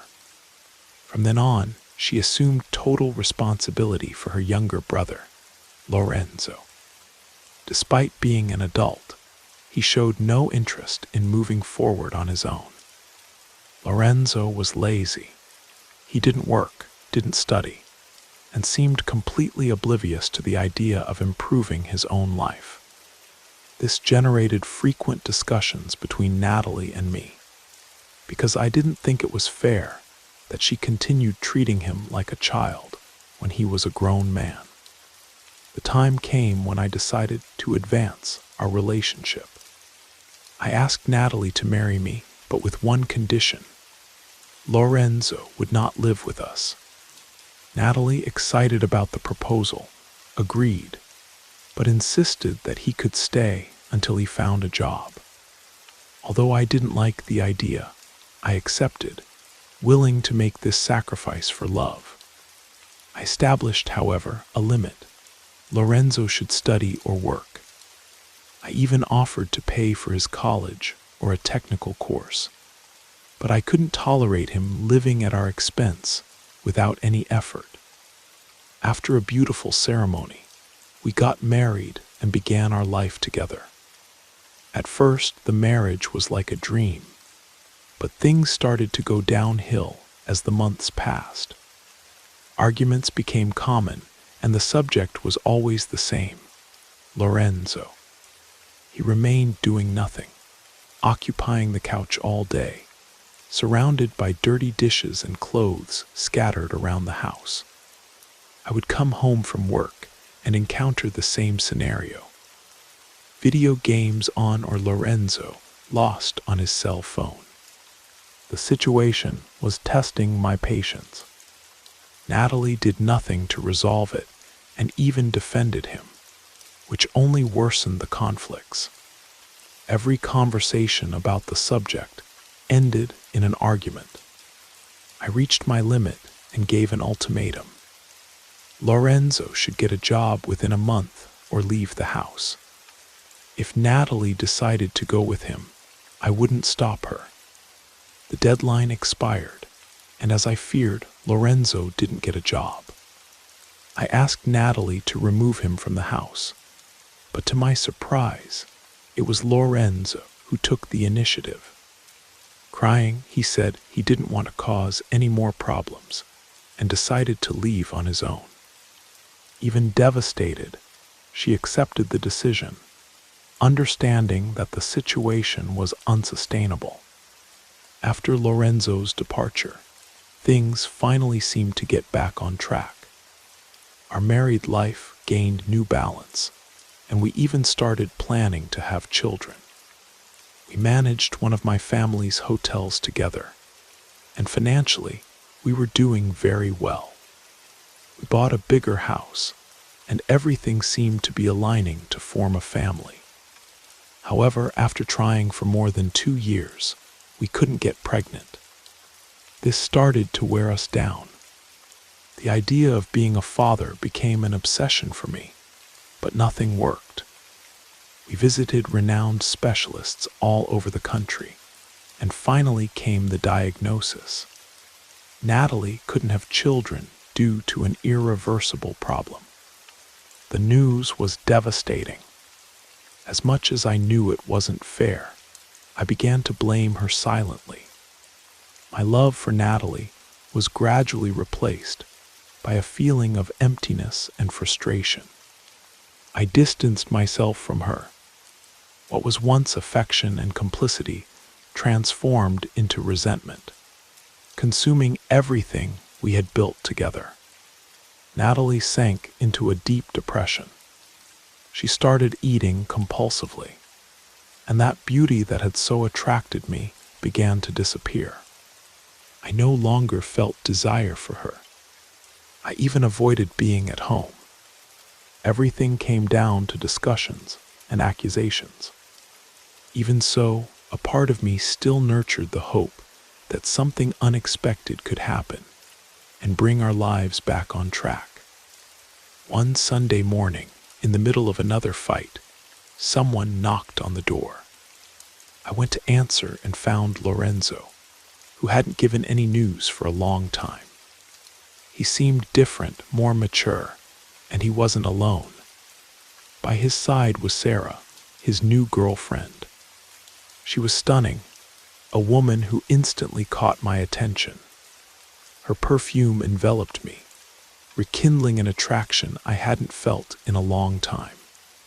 When Natalie saw her brother, she ran to hug him, emotional, and vented about the problems we were facing.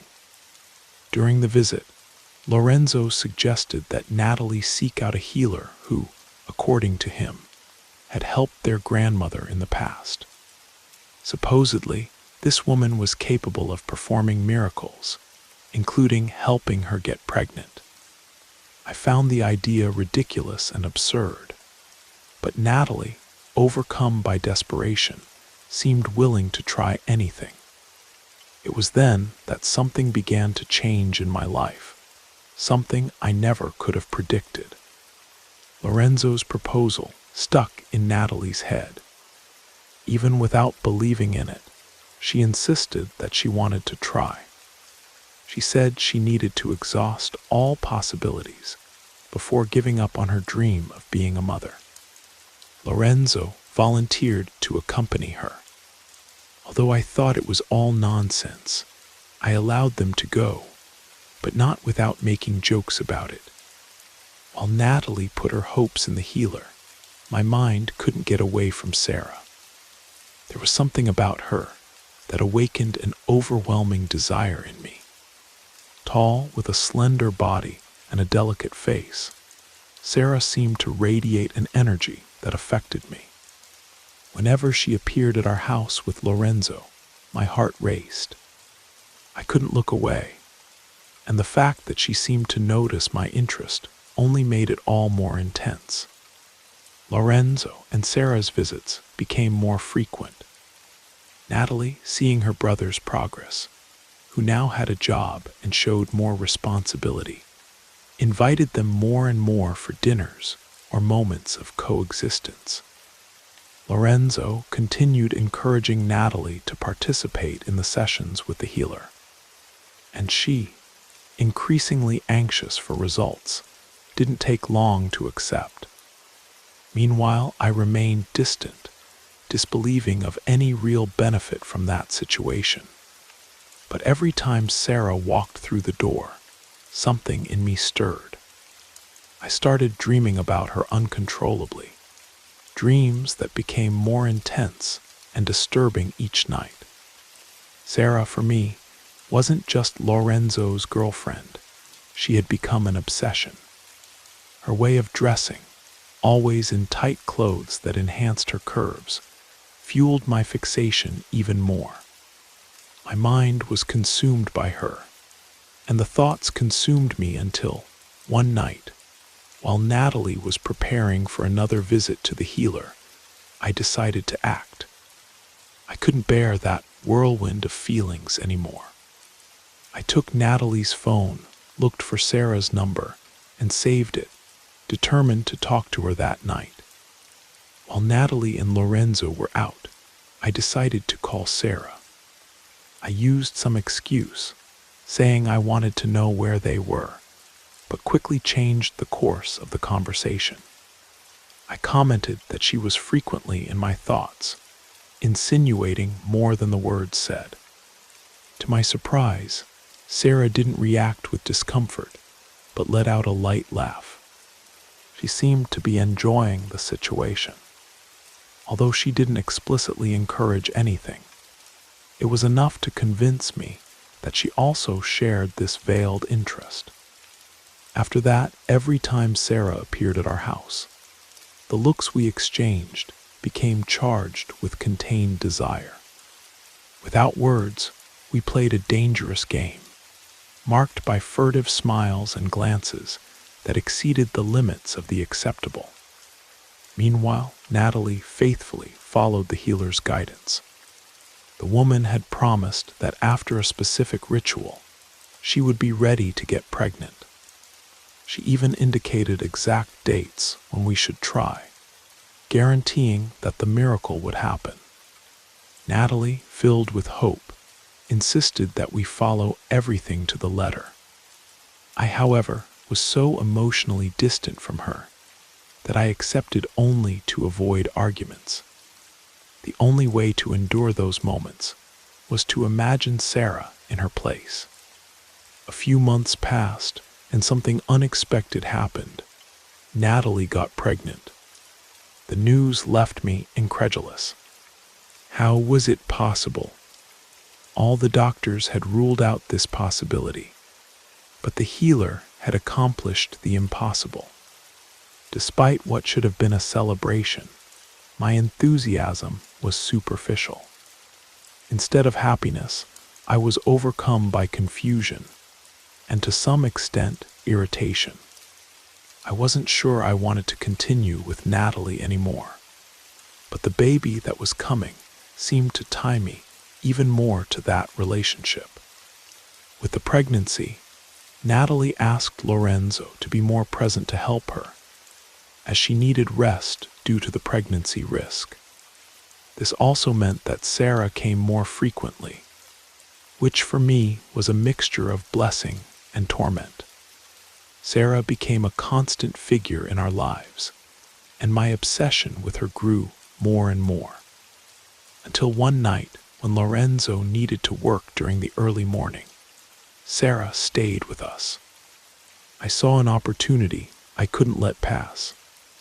I waited until Natalie fell asleep, got up, went to the kitchen, and purposely dropped a glass in front of Sarah's room, making noise to wake her up.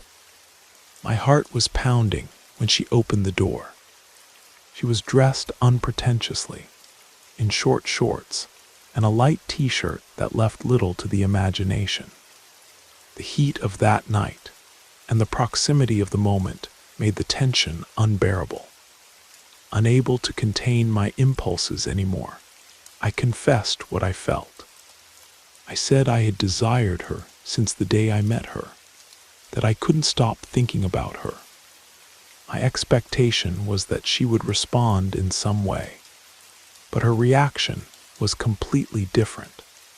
Sarah looked at me with a mixture of indignation and contempt.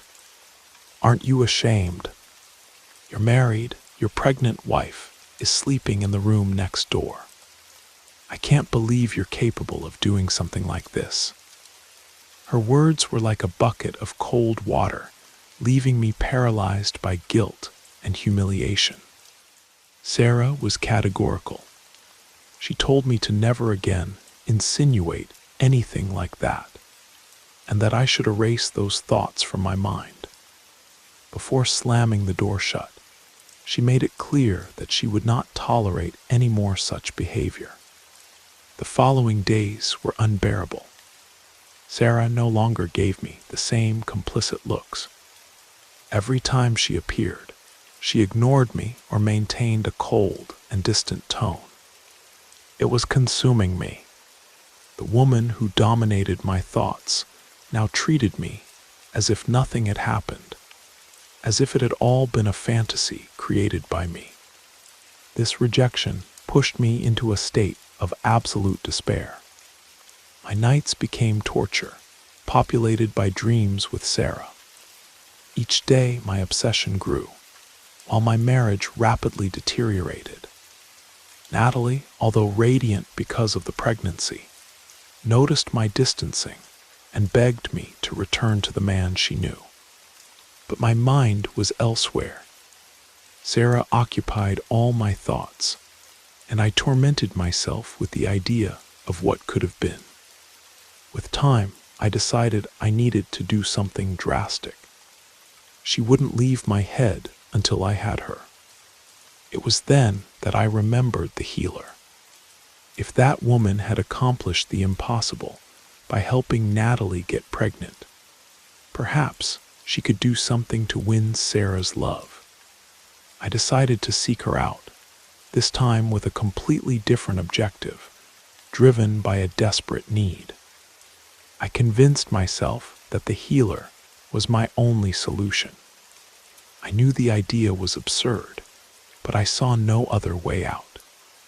I took advantage of a moment when Natalie was resting, and Lorenzo had gone out with Sarah to ask for the healer's contact. I told Natalie I wanted to thank her personally for what she did for us. My wife, happy and unconcerned, gave me the address without suspecting anything. That same night, I took the car and drove to a remote village on the outskirts of Monterey. The deserted road, with its dark and silent curves, seemed to amplify my anxiety. When I finally arrived, I encountered a house that seemed to have come from another era, aged by time and shrouded in a heavy atmosphere. With my heart racing, I knocked on the door. After a few moments, a frail and tired-looking old woman appeared.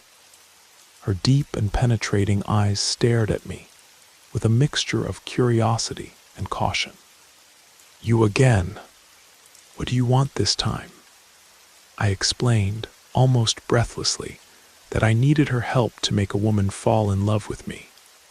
I said I couldn't live with that unrequited desire anymore, that I needed Sarah in my life. She listened in silence, her eyes fixed on mine as if she were probing my soul. After a long moment, she finally spoke. "Love is not something that can be forced, young man. If you meddle with forces you don't understand, you can unleash consequences you are not prepared to face." Her words had a tone of warning, but I was already beyond any logic or reason. I offered a large sum of money, begging for her help. At first, the healer refused. She said she didn't work for money, and that what I was asking was unfair and dangerous. But my insistence and my state of desperation made her yield. With a heavy sigh, she finally accepted, but not without a final warning. "Be very careful what you wish for, because once done, there is no going back. Forced love is something treacherous. It can transform into something you never imagined." I didn't give importance to the healer's warnings. I was determined to have Sarah, whatever the cost. She handed me a small vial with a dark liquid and explained that I should mix it in Sarah's tea. She assured me that in a few days she wouldn't resist my charm. Feeling victorious, as if I had already conquered everything I desired, I left that house loaded with euphoria. When I got home, Lorenzo and Sarah were already there. Natalie was resting in the bedroom. I took the opportunity to prepare tea for everyone. Carefully, I poured the contents of the vial into the cup intended for Sarah, ensuring that no one noticed. While she drank without suspicion, I observed with anxiety, certain that my victory was near. But the following days brought something unexpected. Instead of showing any sign of interest in me, Sarah became even colder and more distant. She began to avoid me completely and spoke to me only when strictly necessary. This filled me with frustration. Why wasn't the spell working? One particularly tense night, Sarah arrived at the house with a hostile posture. During dinner, she ignored my attempts at conversation and responded with such coldness that even Natalie noticed. I was disconcerted, not knowing how to react. Later, already in bed, I received a message from Sarah. She apologized for her attitude at dinner, saying she was stressed and didn't want to create discomfort. Her tone was surprisingly gentle, almost sweet. For a moment, I was paralyzed, but I quickly responded, taking advantage of the opening. I said I perfectly understood and that she didn't need to worry. She responded with a simple thank you and good night. It wasn't the confession I expected, but it gave me a thread of hope. Perhaps the spell was beginning to take effect. The next day, Sarah surprised me again. This time, she suggested that we should talk in private. My heart raced. The moment I had waited for so long had arrived. We arranged to meet at her apartment that same afternoon, while Natalie and Lorenzo would be out. My nervousness was overwhelming, but the expectation of finally fulfilling my desire dominated me. When I arrived at the apartment, Sarah opened the door with a subtle smile, but there was something different in her gaze. She was wearing a lace blouse that barely covered her forms, a clear provocation. Without a word, she took my hand and led me inside. The silence gave way to uncontrollable passion. Finally, everything I had desired for so long became reality. I took her in my arms, kissing her and undressing her, giving myself to the moment. While we were immersed, my cell phone started ringing. It was Natalie, but at that instant, nothing else mattered. I let the phone ring until it completely silenced, totally consumed by pleasure and the sensation of power I had never experienced before. Sarah gave herself completely, whispering that she loved me and that she didn't understand how she had developed such intense feelings for me. It was the beginning of a forbidden relationship, filled with furtive encounters.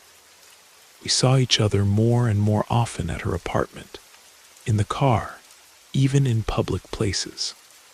The more I had her, the more my desire for her grew. But something darker also emerged. Sarah went from being my obsession to becoming obsessive about me. She began to demand that I leave everything, saying she couldn't bear living in hiding anymore. But I never considered abandoning my wife. Despite our ruined marriage, Natalie was carrying my child, and leaving everything behind seemed impossible. Sarah's insistence increased. Her behavior became possessive, almost suffocating. What was once a refuge transformed into a prison. To make matters worse, she started appearing at our house more frequently, disguising her intentions with visits to Natalie or Lorenzo. Whenever possible, she tried to get close to me, but the situation was becoming unbearable. I found myself cornered, divided between my responsibility to Natalie and the child that was coming, and the chaotic intensity of Sarah. I didn't know how to escape. I tried to distance myself, but the more I resisted, the more she insisted. It was then that, in a moment of desperation, I thought again of the healer. If she had made Sarah fall in love with me, perhaps she could also reverse the spell. My life was falling apart. Sarah, who once represented desire, was now a shadow that haunted me. The spell had not only ensnared her, but also imprisoned me. The magic that seemed like a solution was now consuming everything around me. I knew I needed to end it before it completely destroyed everything. I returned to the healer's house, determined to find a way out. I drove to the village with a heavy heart and a growing fear. The night seemed darker, and each shadow seemed to carry a presage. When I knocked on the door, I felt the weight of my choices. The old woman answered me with a look that seemed to guess my intention. Without a word, she let me in and sat down in front of me, her eyes fixed on mine as if she saw every piece of the truth I was hiding. "You know there's no going back, don't you?" she said with a frightening tone of certainty. "Forced love never ends well, and now you seek a solution that doesn't exist." I explained everything, how Sarah had become an unbearable burden, how her obsession was driving me crazy. I said I needed to undo the spell before my life completely fell apart. The healer sighed deeply, as if she had already foreseen the outcome of my story. "What has been done cannot be undone," she responded calmly. "The love you planted in that woman will not easily disappear. There are only two ways to end this. Either she dies or you die." Her words fell like a blow. I faced the abyss I had created myself, realizing that the price of my actions was much greater than I was willing to pay. Those words froze my blood. A cutting chill ran up my spine as I tried to process what the healer had said. How could everything come down to death? In desperation, I begged for another solution, something that wasn't so extreme, but her answer was definitive. There was no other way to break the bond. Either Sarah died or I did. Silence hung in the room, heavy, almost suffocating. In my mind, a dark idea began to take shape, something I never imagined considering. If the only way to free myself was Sarah's death, then I had no choice. I couldn't allow myself to die. I had a child on the way, a family that, despite being fragmented, was still my responsibility. The idea of losing everything was unbearable. With a heart hardened by darkness, I asked the healer to help me end Sarah. Her eyes studied me for a few seconds, shining with what seemed like cold satisfaction, and then she nodded. She asked me to bring a photo of Sarah and write a letter declaring my desire for her to disappear forever. My hand trembled as I wrote, but I had already crossed the point of no return. When I finished, the healer demanded a large sum of money, explaining that the value wasn't for greed, but an offering to activate the dark energies. She also warned me. The price of meddling with dark forces was high, and karma would always find a way to collect the debt. Blind with the desire to end it all, I ignored the warnings. I left the house with a mixture of relief and guilt. I knew I had done something terrible, but the promise that soon it would all be over seemed to comfort me. In the following days, Sarah continued insisting on seeing me. Despite trying to avoid her, I couldn't completely distance myself. We met at her apartment or in the car. and each encounter weighed on my conscience. I felt trapped in a cycle I couldn't escape, an invisible connection that dragged us into an abyss. The situation became unsustainable when Sarah decided to move into my house, using Lorenzo's long work hours and the need to help Natalie with the baby preparations as an excuse. She managed to infiltrate even more into my life. She no longer hid her obsession, and Natalie began to notice that something was wrong. The atmosphere at home was suffocating. Then one afternoon, Sarah went out to collect rent from her apartment. It seemed like something trivial, but that night she didn't return.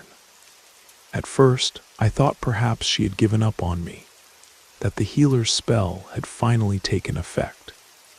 The next day, however, the news arrived. Sarah had been brutally murdered.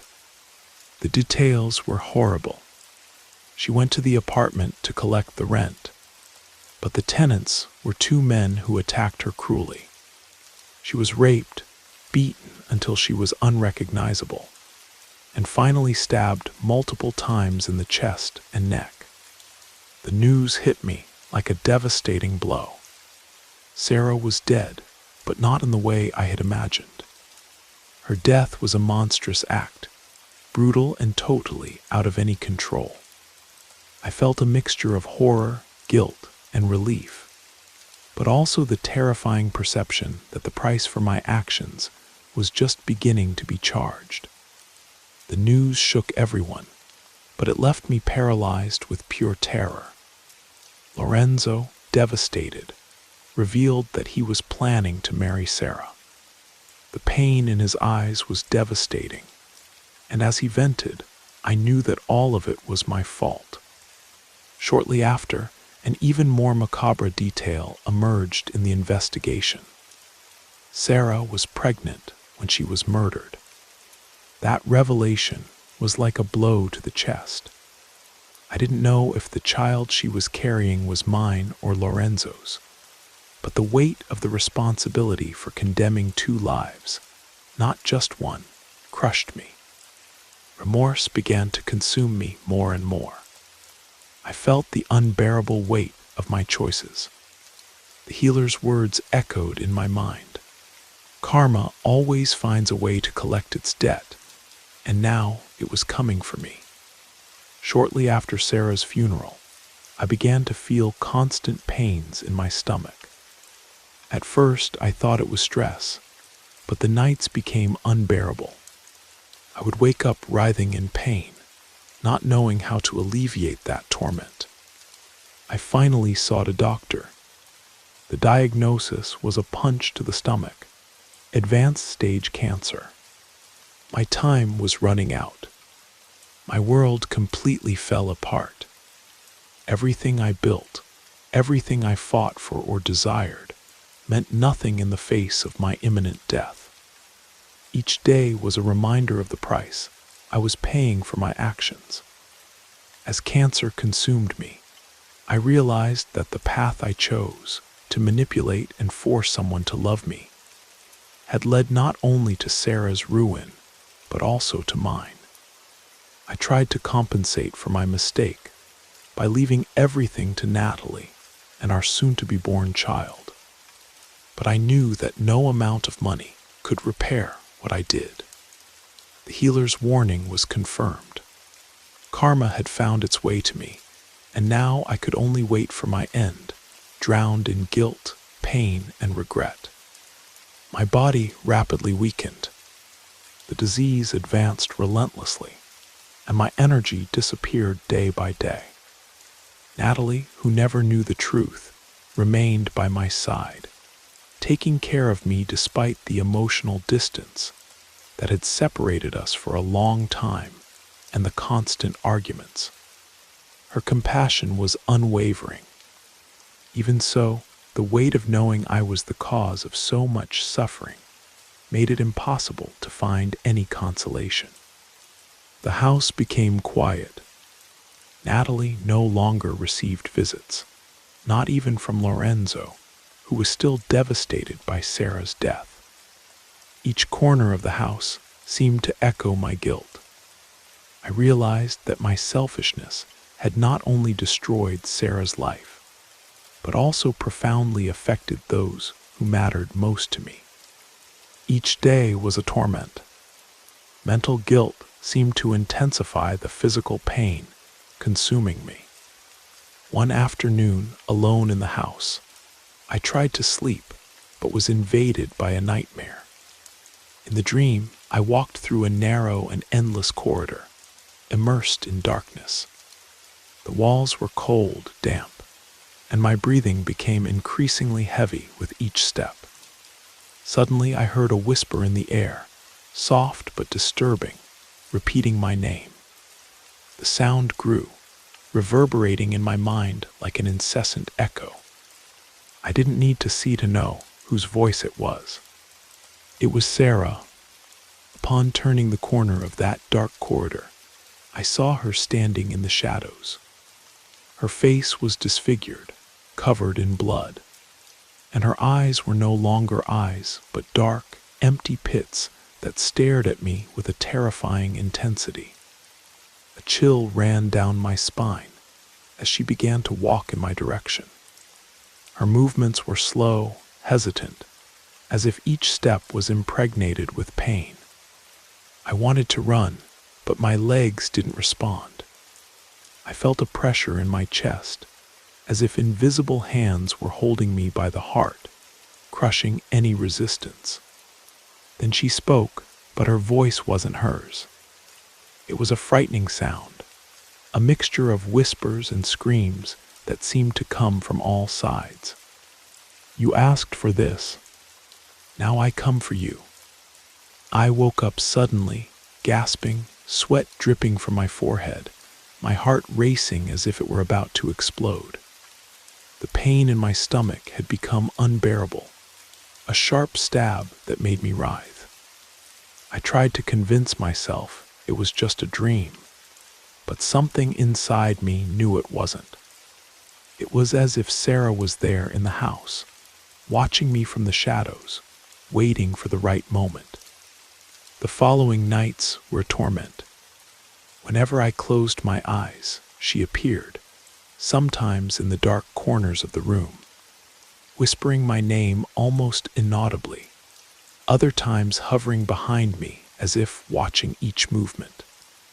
The sensation was clear. It wasn't just a nightmare. Death itself was collecting its debt. My mind began to yield between the relentless advance of the disease and the weight of remorse. I could no longer distinguish the real from the nightmares. Natalie, alarmed by my growing state of paranoia, insisted that I seek help, but I knew that a psychiatrist couldn't solve the problem. The healer had warned about the consequences of what I did, and now Sarah wouldn't leave me until the price was fully paid. One night the limit was reached. Lying in bed, I heard footsteps outside the room. At first I thought it was Natalie, but looking at the clock, I saw it was too late for that. The steps were slow, heavy, and resonated through the corridor like echoes of something coming from the depths. The sound approached more and more, until it stopped right in front of the door. Fear dominated me. I wanted to get up and check, but my body was paralyzed. The door began to creak, opening slowly as if someone was entering with extreme caution. My heart was beating so hard that the sound echoed in my ears, drowning out anything else. Then she appeared, Sarah covered in blood, with a face even more disfigured than in previous nightmares. She crossed the door and stood there, motionless. Her empty eyes were fixed on me, filled with a silent rage. She said nothing, just looked at me while I felt an invisible force pressing on my chest, stealing what little air I had left. The pain in my stomach became unbearable, and I felt as if life was slowly escaping from my body. I tried to scream, but fear silenced me. My body was trapped while Sarah approached, bringing with her the cold and the smell of death. When she finally reached me, she extended her hand and touched my cheek with her bloodied fingers. Her voice echoed again, coming from a place beyond comprehension. "You won't be able to escape me. I will always be here. You asked for this, and now you will have to pay." The sound of her words reverberated in the darkness while my vision began to dissolve, consumed by terror and pain. In the next instant, everything dissolved. I opened my eyes and found myself alone in the room. The door was closed, and silence seemed to take over every corner of the house. My body trembled uncontrollably, and the pain continued there, intense and burning, but something in me knew. She was still present. Sarah hadn't left. Her shadow hung over me like a mark that would never disappear. The next day, I gathered what little strength I had left and decided to visit the healer one more time. I knew I wouldn't find answers or solutions, but I needed to confront reality. Upon arriving, the old woman received me with a look loaded with pity and disdain, as if she already knew the inevitable outcome. "You came to hear what you already know," she said coldly. "The evil you caused cannot be reversed. Sarah will never leave you in peace. Only death will bring the end." The words fell upon me like a definitive sentence. What remained was just to wait. Cancer advanced relentlessly, and although the fear of death haunted me, a part of me longed for it. I knew it was the only way to escape the torment I had provoked myself. Aware that the end was near, I decided to organize everything for when I was no longer here. I spent the remaining days leaving all my assets to Natalie and the child who was about to be born. I knew I would never be a present father, but at least I could ensure they had a secure future without financial worries. The last days were a mixture of physical pain and mental torment. My body rapidly weakened, consumed by the disease, while my mind was tormented by visions of Sarah. Her presence was constant, a living reminder of the price of my actions. She inhabited my dreams and nightmares, a specter that didn't abandon me. Each moment of pain reminded me that the path I chose had no return. Sarah was a constant reminder, a shadow that carried the marks of my obsession and selfishness. I knew there was no redemption, that only death would put an end to my punishment. When the final moment came, there was no relief, just the acceptance that what I had done shaped my destiny until the last breath.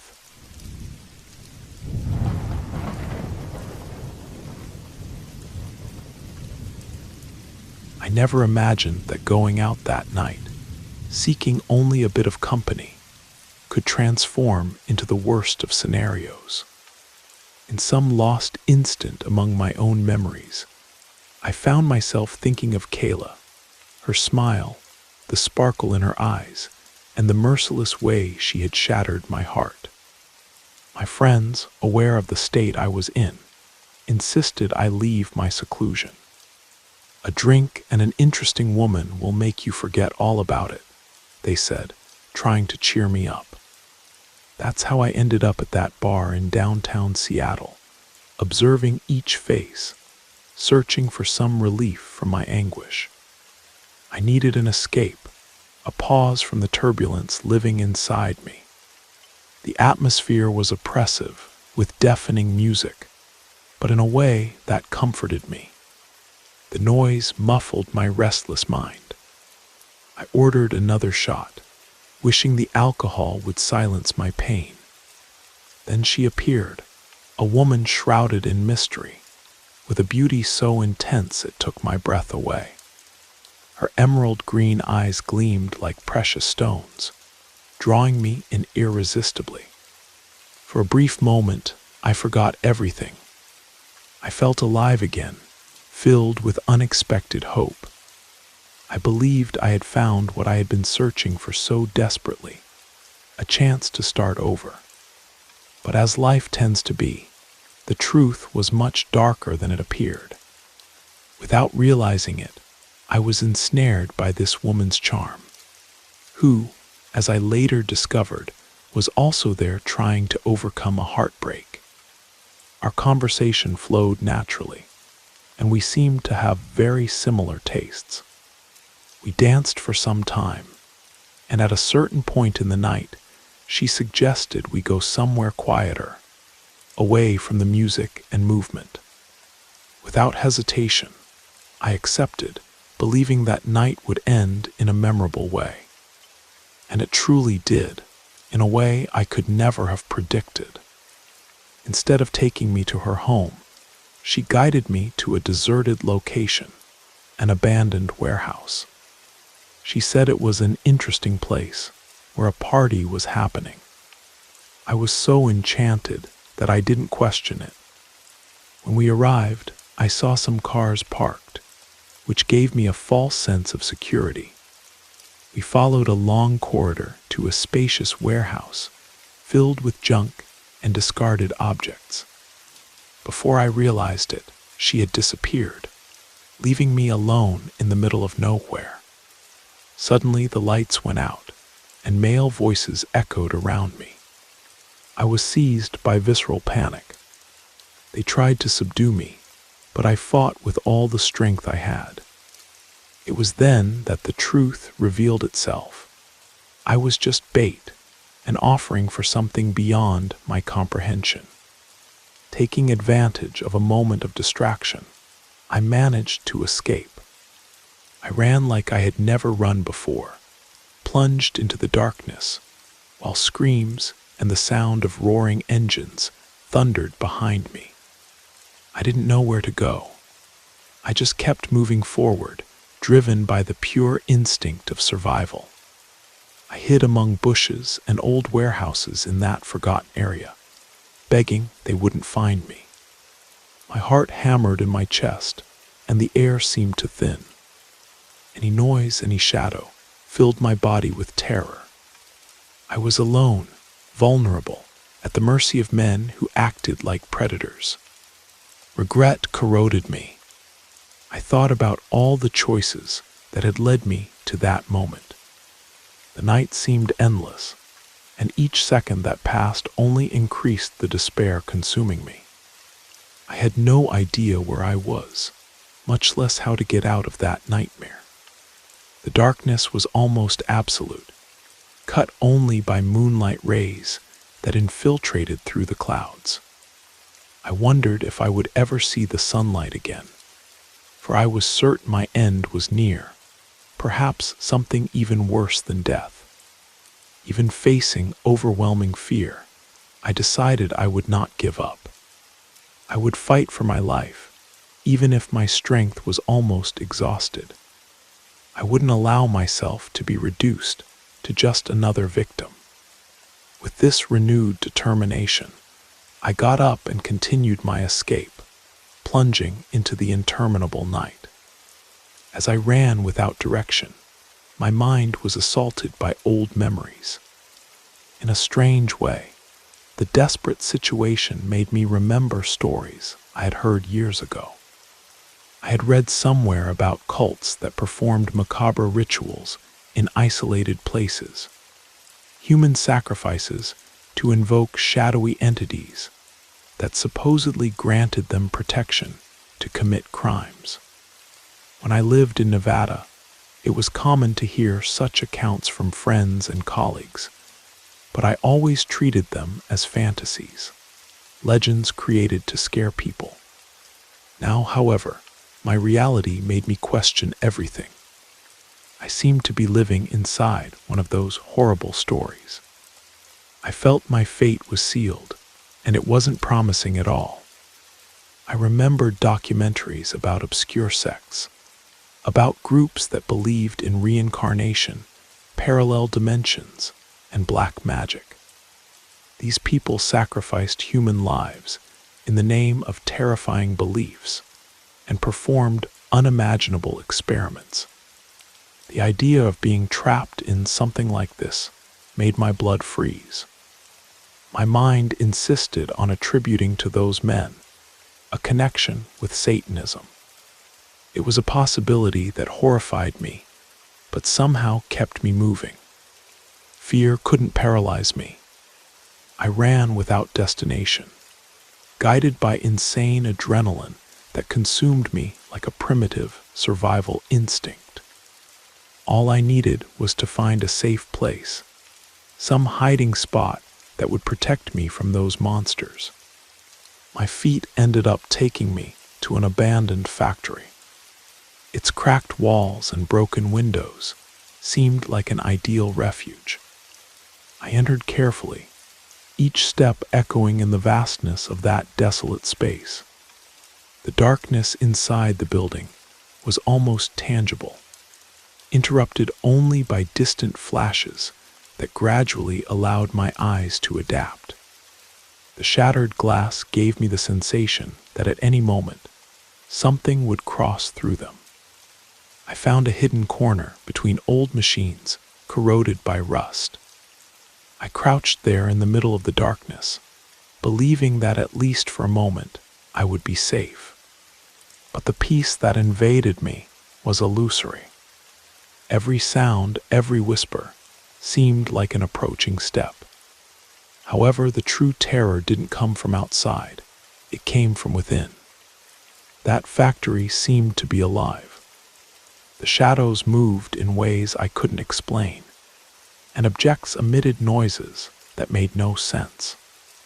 The feeling of being watched grew with each second, as if the building itself was conspiring against me.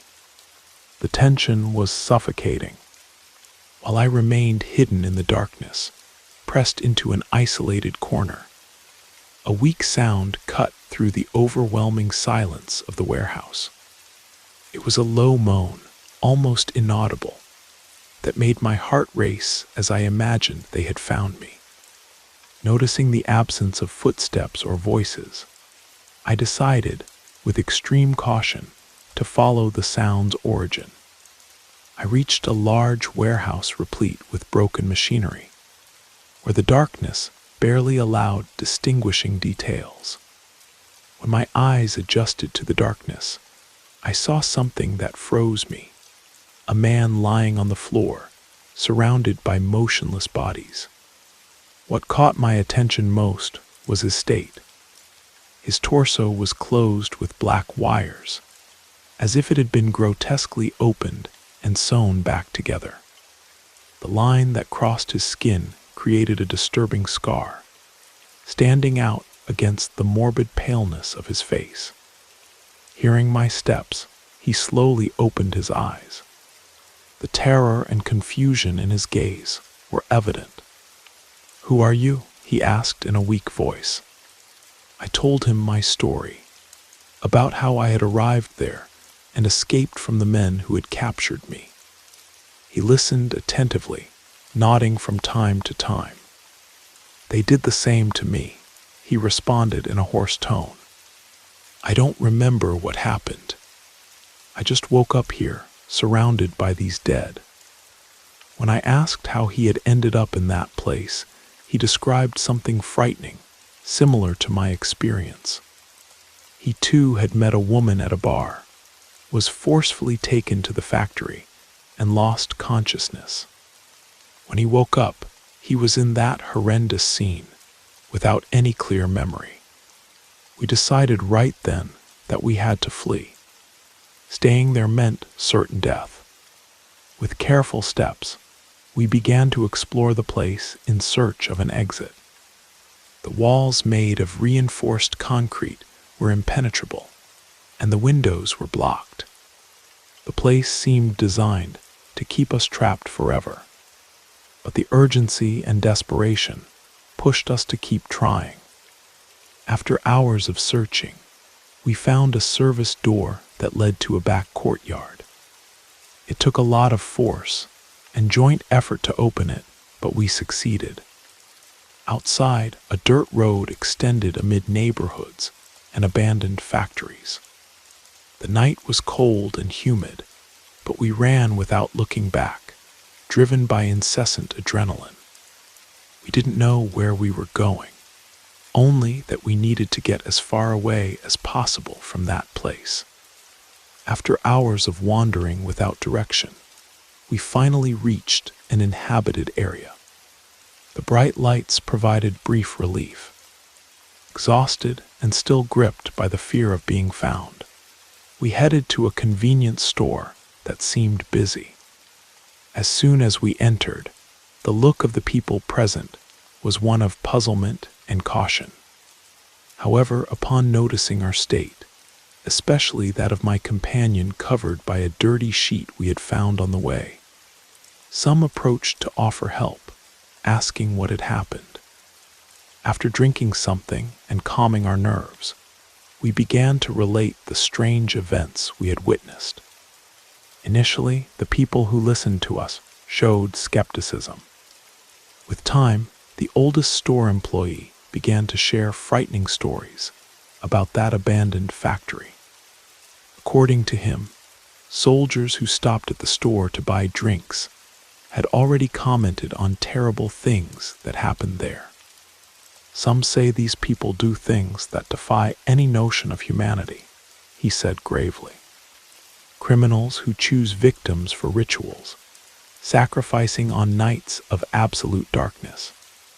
They say they invoke the devil himself, and that the disappeared are used in these sacrifices. But there's another rumor. They say the survivors are never the same, as if something consumed them from within. The evil these individuals bring to the world, I don't know exactly what it is, but it's terrifying. Take care, boys. These wretches don't leave loose ends and have no mercy. The older attendant's words chilled me to the bone. Everything I feared seemed to be confirmed. We were dealing with something obscure, perverse. We spent a few hours waiting for the police to arrive, but the delay and fear made us continue on our own, trying to reach the city. We decided to separate, each taking his own direction, praying those men wouldn't find us. Despite having contacted the authorities, we knew justice would probably never be done. We just wanted to forget, to leave behind what we had lived through. But the fear seemed to accompany us with each step. As we walked along a long, deserted avenue, my companion, whose name I never asked, suddenly collapsed on the ground. He began to convulse violently, his body tensed in an unnatural manner. Horrible screams escaped from his mouth, words that made no sense. In panic, I ran back to the store to ask for help. I shouted at the attendants, but they didn't react, as if I were invisible. Only the old man who had warned us was willing to accompany me. We returned together to where I had left him, and I was petrified by what I saw. A figure made of shadows and dark glimmers was over him. That thing seemed to be crushing him, as if absorbing his energy. It was a creature that exuded evil. I didn't need explanations to know what it was. Its shadowy essence told me everything. The eye's two black voids seemed to pierce through my soul. Terrified, the old man and I stood motionless, unable to react. The creature leaned over the man's chest and seemed to envelop him, sucking him into itself. The scene was so unbearable that a scream escaped my throat, but the sound died in the wind, muffled. At that instant, I realized there was something much more evil than anything I could have imagined. Without thinking, we ran back to the store. The safety of the environment seemed fragile in the face of what we had witnessed. but it was the only place where we felt any remnant of protection. My hands trembled, and my mind was blank, unable to process what had happened.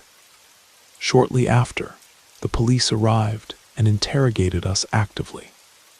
I told everything, every detail of what had happened to my companion and the strange presence that had attacked him. I explained that I didn't know what that thing was, only that it was something unimaginable. Even so, I was taken into custody and interrogated throughout the night. The next morning, they informed me that the man had died. The news hit me like a blow. When I was taken to the morgue to identify him, what I saw left me paralyzed. His body was mutilated in an indescribable way. The abdomen was open, as if something had devoured his entrails. The sutures on his chest had been cut, revealing a deep and deformed scar. It was evident that something beyond human comprehension had occurred.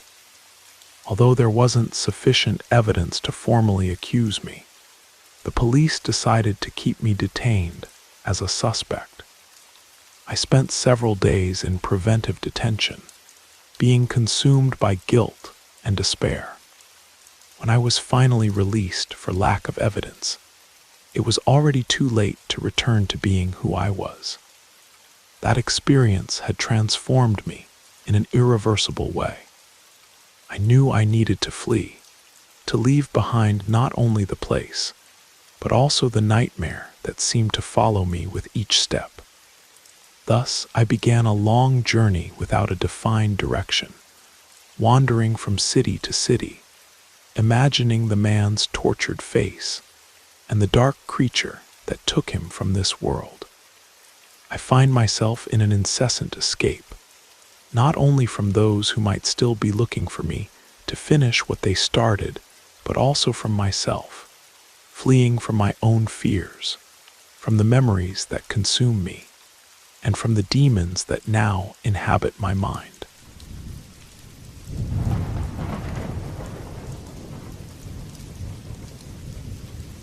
Once, my father told me a story that remained etched in my memory for various reasons.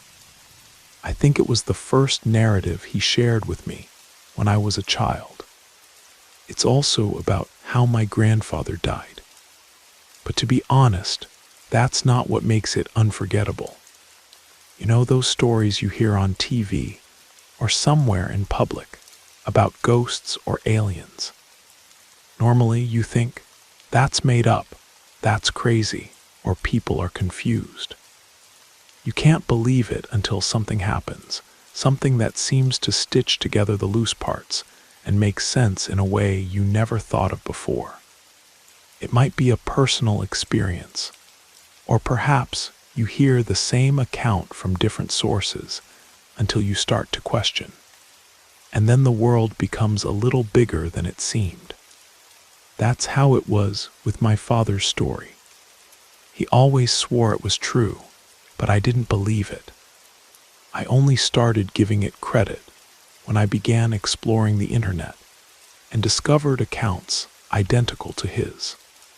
That's when I believed in the rake. My father, of course, didn't call the creature by that name. He never messed with computers and had no idea how this name became popular. For him, it was just that thing or that creature. Sometimes he referred to it as a skinwalker, influenced by stories he heard from his grandfather about Navajo legends. But I'll relate the story as he did. It was a hunting night. We were after coyotes, which earned us $50 per pelt on our dairy farm in Vermont. They usually attacked the calves, so we needed to control the attacks and, incidentally, get some extra money.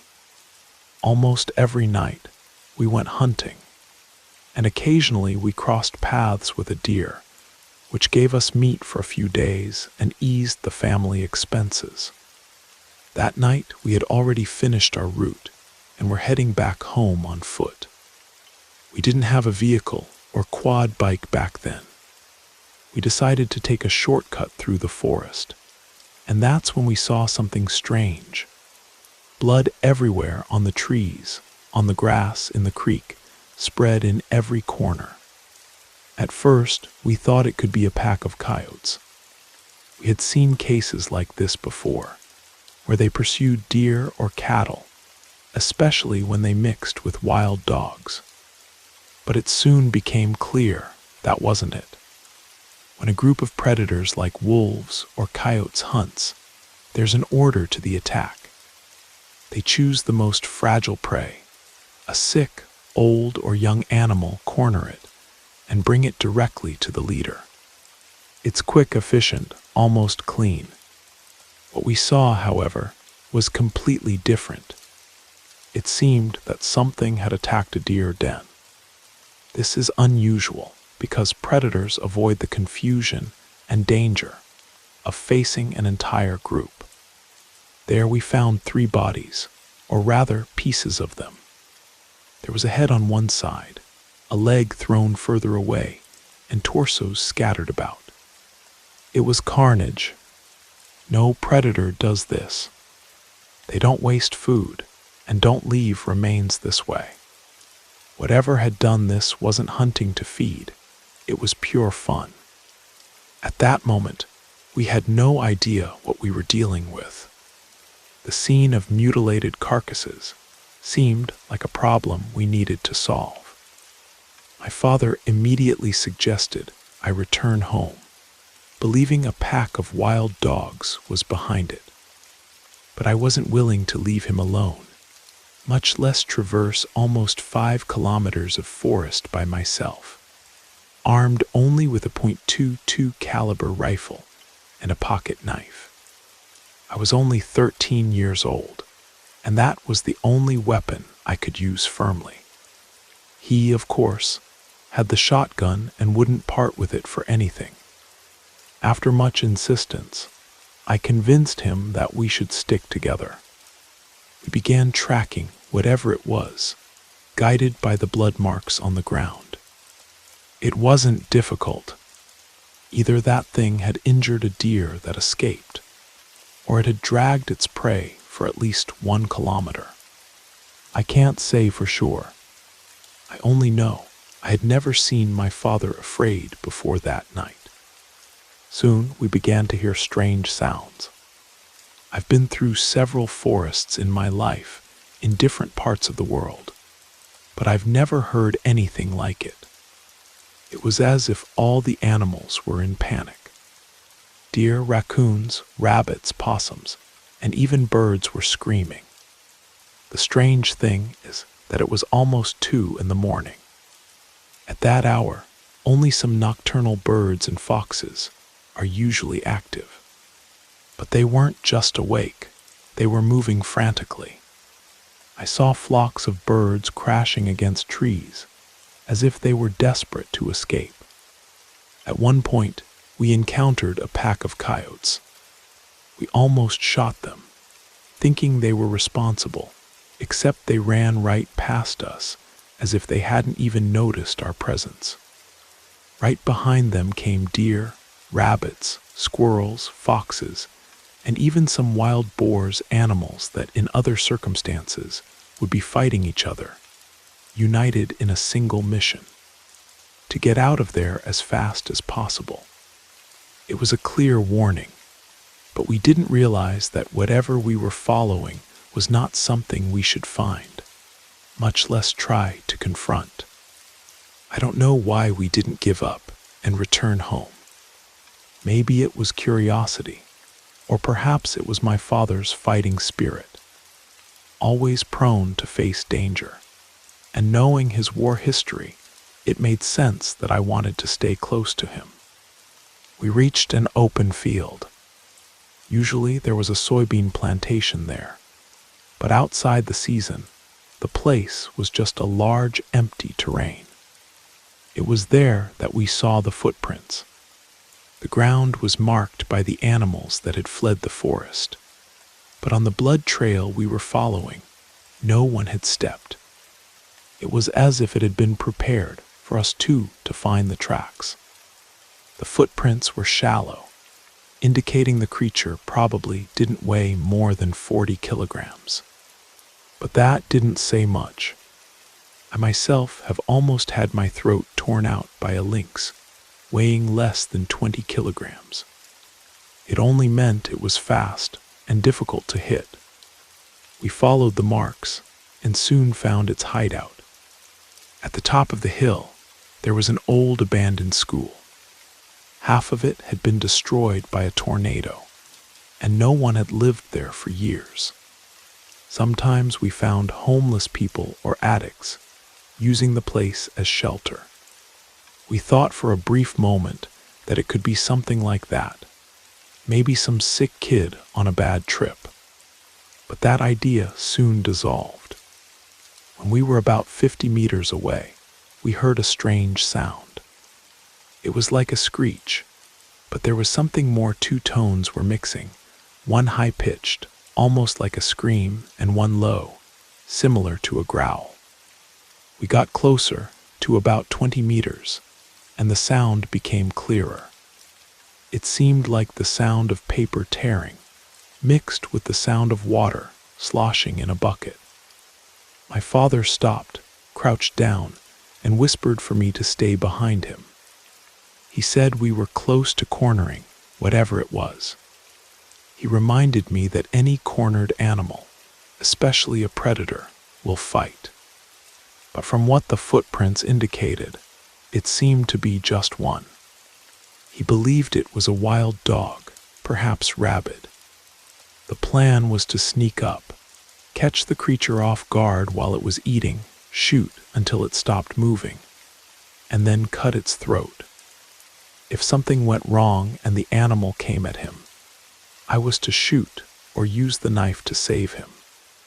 I followed my father closely, more to the side to be able to see what it was. To this day, I wish I hadn't seen.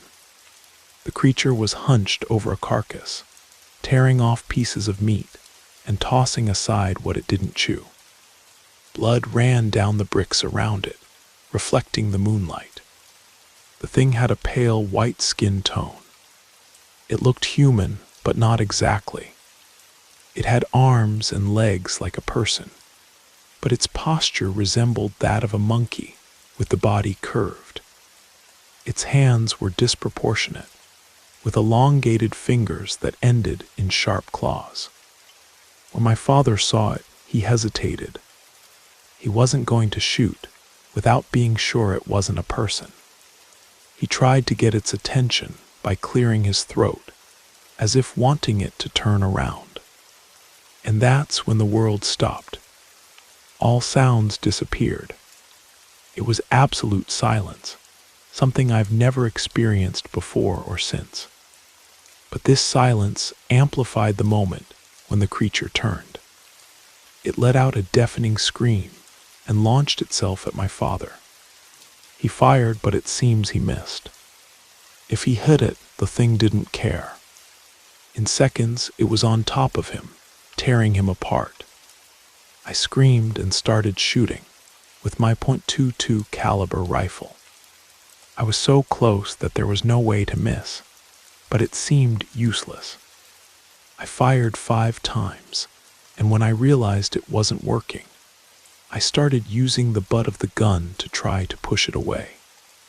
None of this had any effect. The thing continued indifferent to my presence, mauling my father. It started on his torso, then went to his neck, ripping out his throat, nose, eyes. It scalped him, went up to his skull, ripping off the lower half of his jaw, piece by piece. Then it started to dig into his chest, pulling the ribs out. I'm not sure exactly how it happened, but at some point, my father's knife ended up embedded in the creature's shoulder.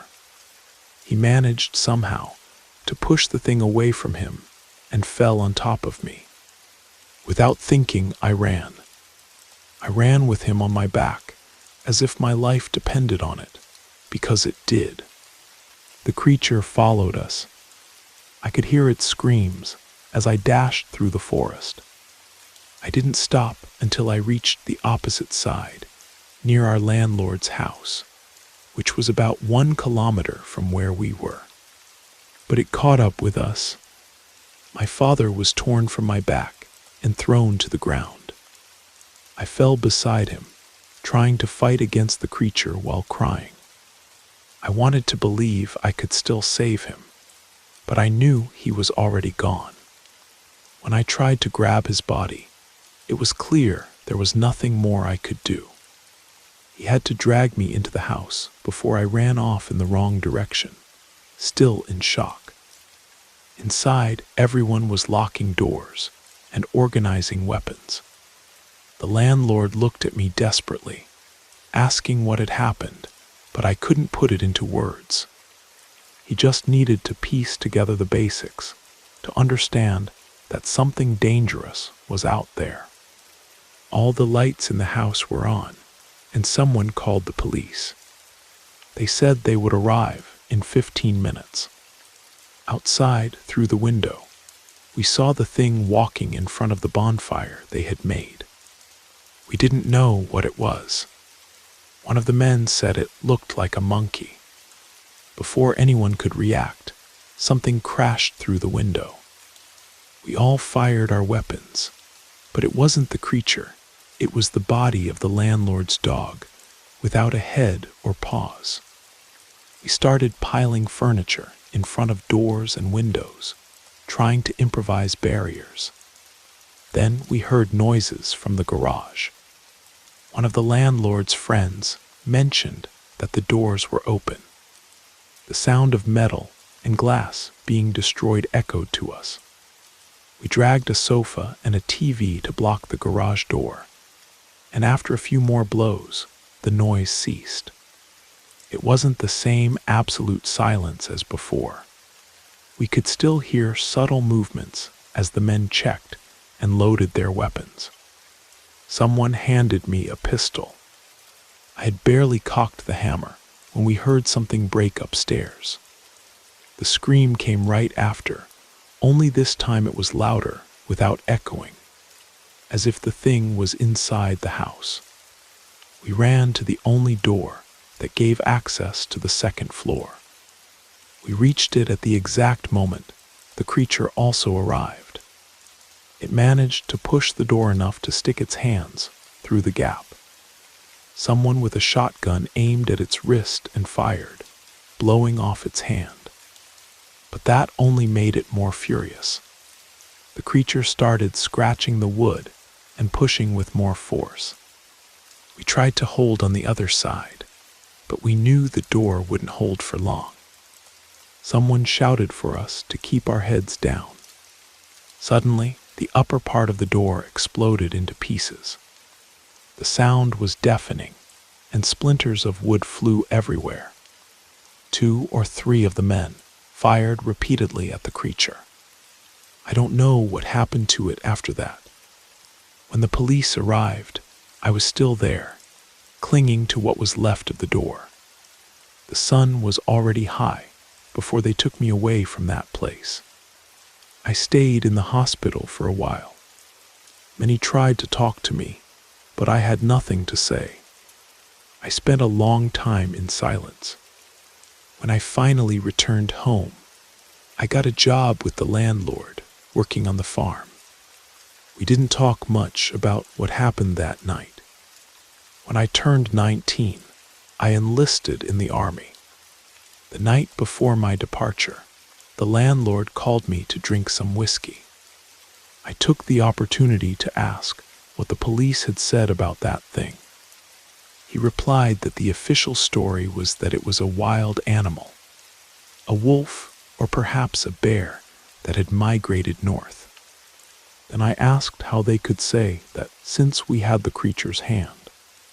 The landlord looked at me, surprised, and said that the hand never made it to the police station. The officer who was transporting it crashed his car against a tree and died on impact. The hand disappeared, probably taken by some animal. The policeman who admitted to having seen the hand said only that it was a bear's paw that strangely resembled a human hand. I never had contact with that landlord again. I learned that he disappeared while I was in basic training, and the police never managed to find him. The story said he was running away because of debts, but to me, that seemed too easy an explanation. After that night, I never set foot in those forests again, not even with the entire United States Army accompanying me. I would never go back there. And that was the story my father told me about the rake, or skinwalker, as he called it. I don't know exactly what to believe anymore. Over the years, and especially after my mother passed away, I began to understand that maybe my father felt he had nothing left to lose. He went back to those forests, of that I have no doubt, but he never returned. His disappearance mobilized even the FBI, which mounted a large operation to find those involved. But even back then, I knew they weren't really looking.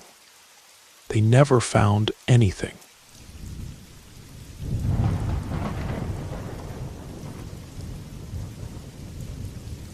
When I was 8 years old, on Thanksgiving Day in 2003, my family made a long car trip across the state to spend the night at my aunt and uncle's house, relatives on my mother's side.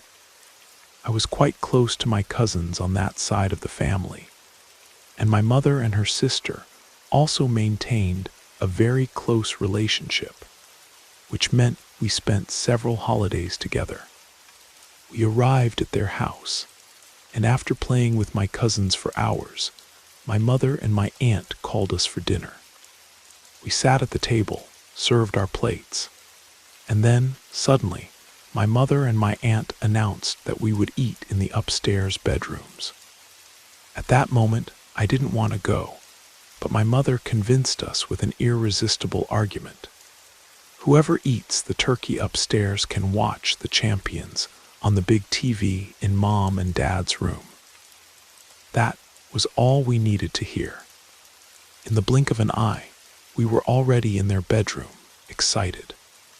My mother spread a blanket on the floor, arranged our plates on it, and we stayed there, happy and quiet. She stayed with us but didn't eat anything. If anyone needed to go to the bathroom, she would accompany us and come back. However, any attempt to go downstairs was promptly interrupted with a "wait here," while she resolved whatever it was and brought it to us. For me, that was the best Thanksgiving ever. We ate dessert in the same place, watched other movies, and ended up sleeping in my aunt and uncle's bed. The next morning, we returned home, and my memories of that day end there.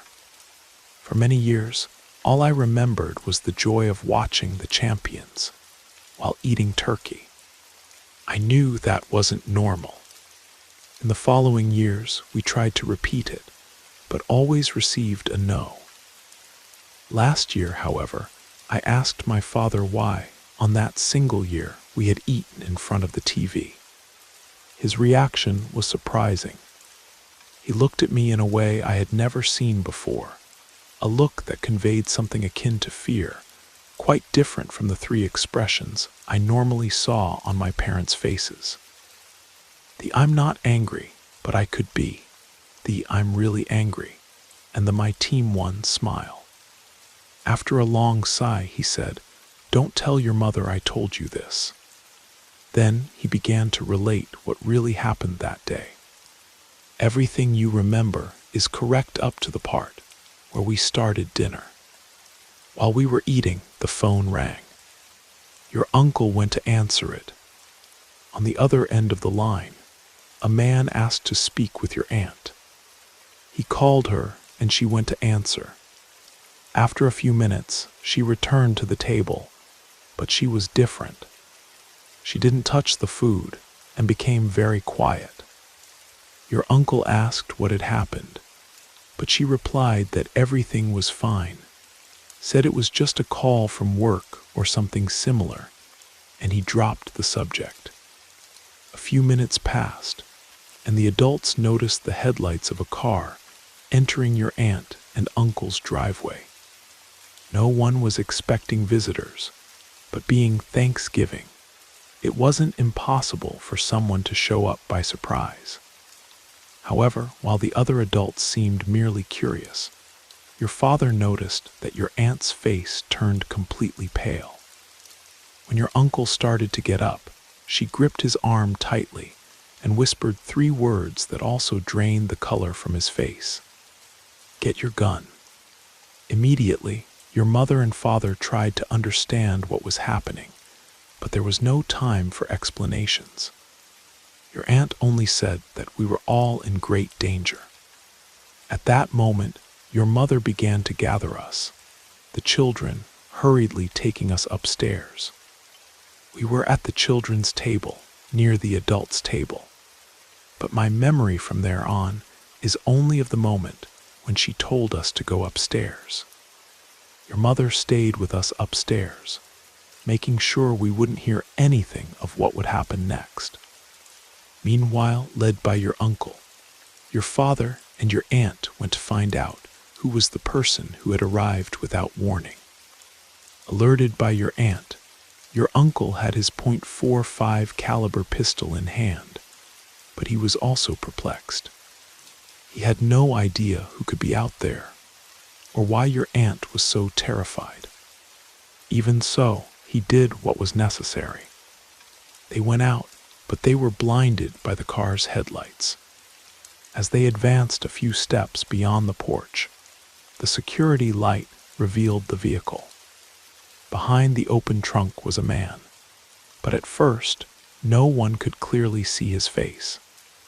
Your uncle, without hesitation, advanced toward the stranger, demanding he identify himself.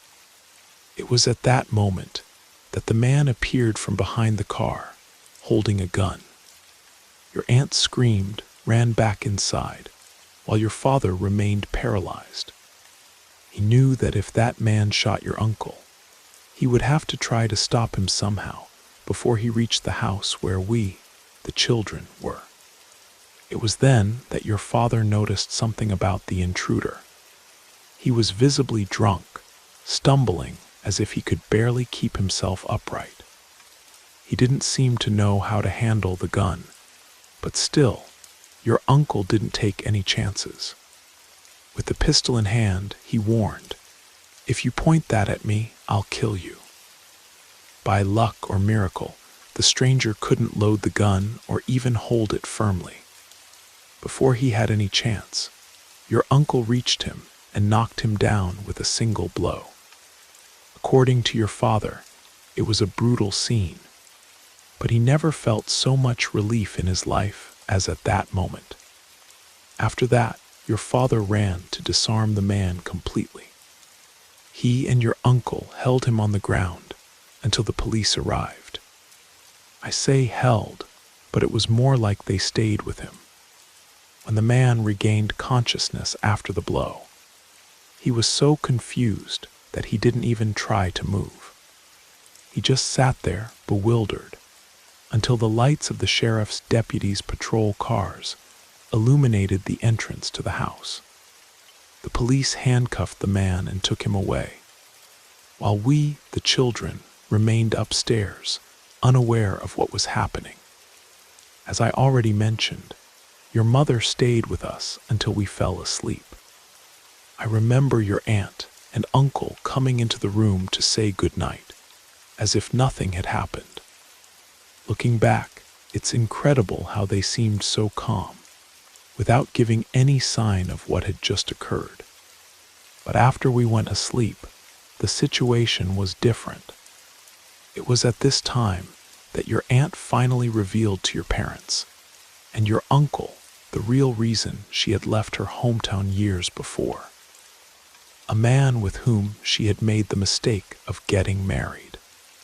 This man wasn't physically violent, which made sense after his disastrous demonstration with the pistol, but he found other ways to make her life unbearable. At the beginning, it seemed like she had everything. She didn't need to work. He paid the bills. She didn't need her own bank account because he took care of everything. But over time, his behavior changed. When things started to get worse, she realized that not having financial independence left her completely trapped. He went so far as to cut the house phone, gradually empty the food cabinets, and one night left her alone with nothing. Desperate, your aunt had to beg for money on the street to use a public phone and call your grandmother, begging for help. She was so embarrassed by the situation, for thinking she had been naive, that she made your grandmother promise to keep it a secret. It was a secret your grandmother took to the grave. Sometime later, your aunt moved to Denver, where she met your uncle and started a new life. She believed that dark chapter of her story had been left behind. More than 10 years passed without her hearing any news about her ex-husband. She didn't know if he was still alive or dead until that Thanksgiving night. The man appeared with a gun and 2 gallons of gasoline in the trunk. His plan was terrifying. He intended to set the house on fire and kill us all. Fortunately, that never happened. He was arrested, although for less time than we would have liked. Now, if he sets foot again in the city where your aunt and uncle live, which, by the way, isn't Denver, he will be sent back to prison without a chance for discussion. 30 years have passed, and now your parents and your aunt are all in their 70s. This also means that her ex-husband must be around that age. I like to believe he has found a way to make peace with his past and will never try any contact again. But to be honest, what really scares me about this story is that it hasn't ended yet. Everyone seems to assume he won't reappear, perhaps because of his age, but to me, that sounds more like a wish than a certainty. They are simply betting that this man will never resurface, and that possibility hangs over me like a shadow. The feeling that something tragic could still happen weighs on my heart, as if there were a sword suspended above me, just waiting for the right moment to fall. What I fear most is that my aunt's nightmare will only truly end when this man is no longer alive. And frankly, I hope it's that way, because the idea of it ending in another way, with someone else losing their life, is something I can't bear to even imagine.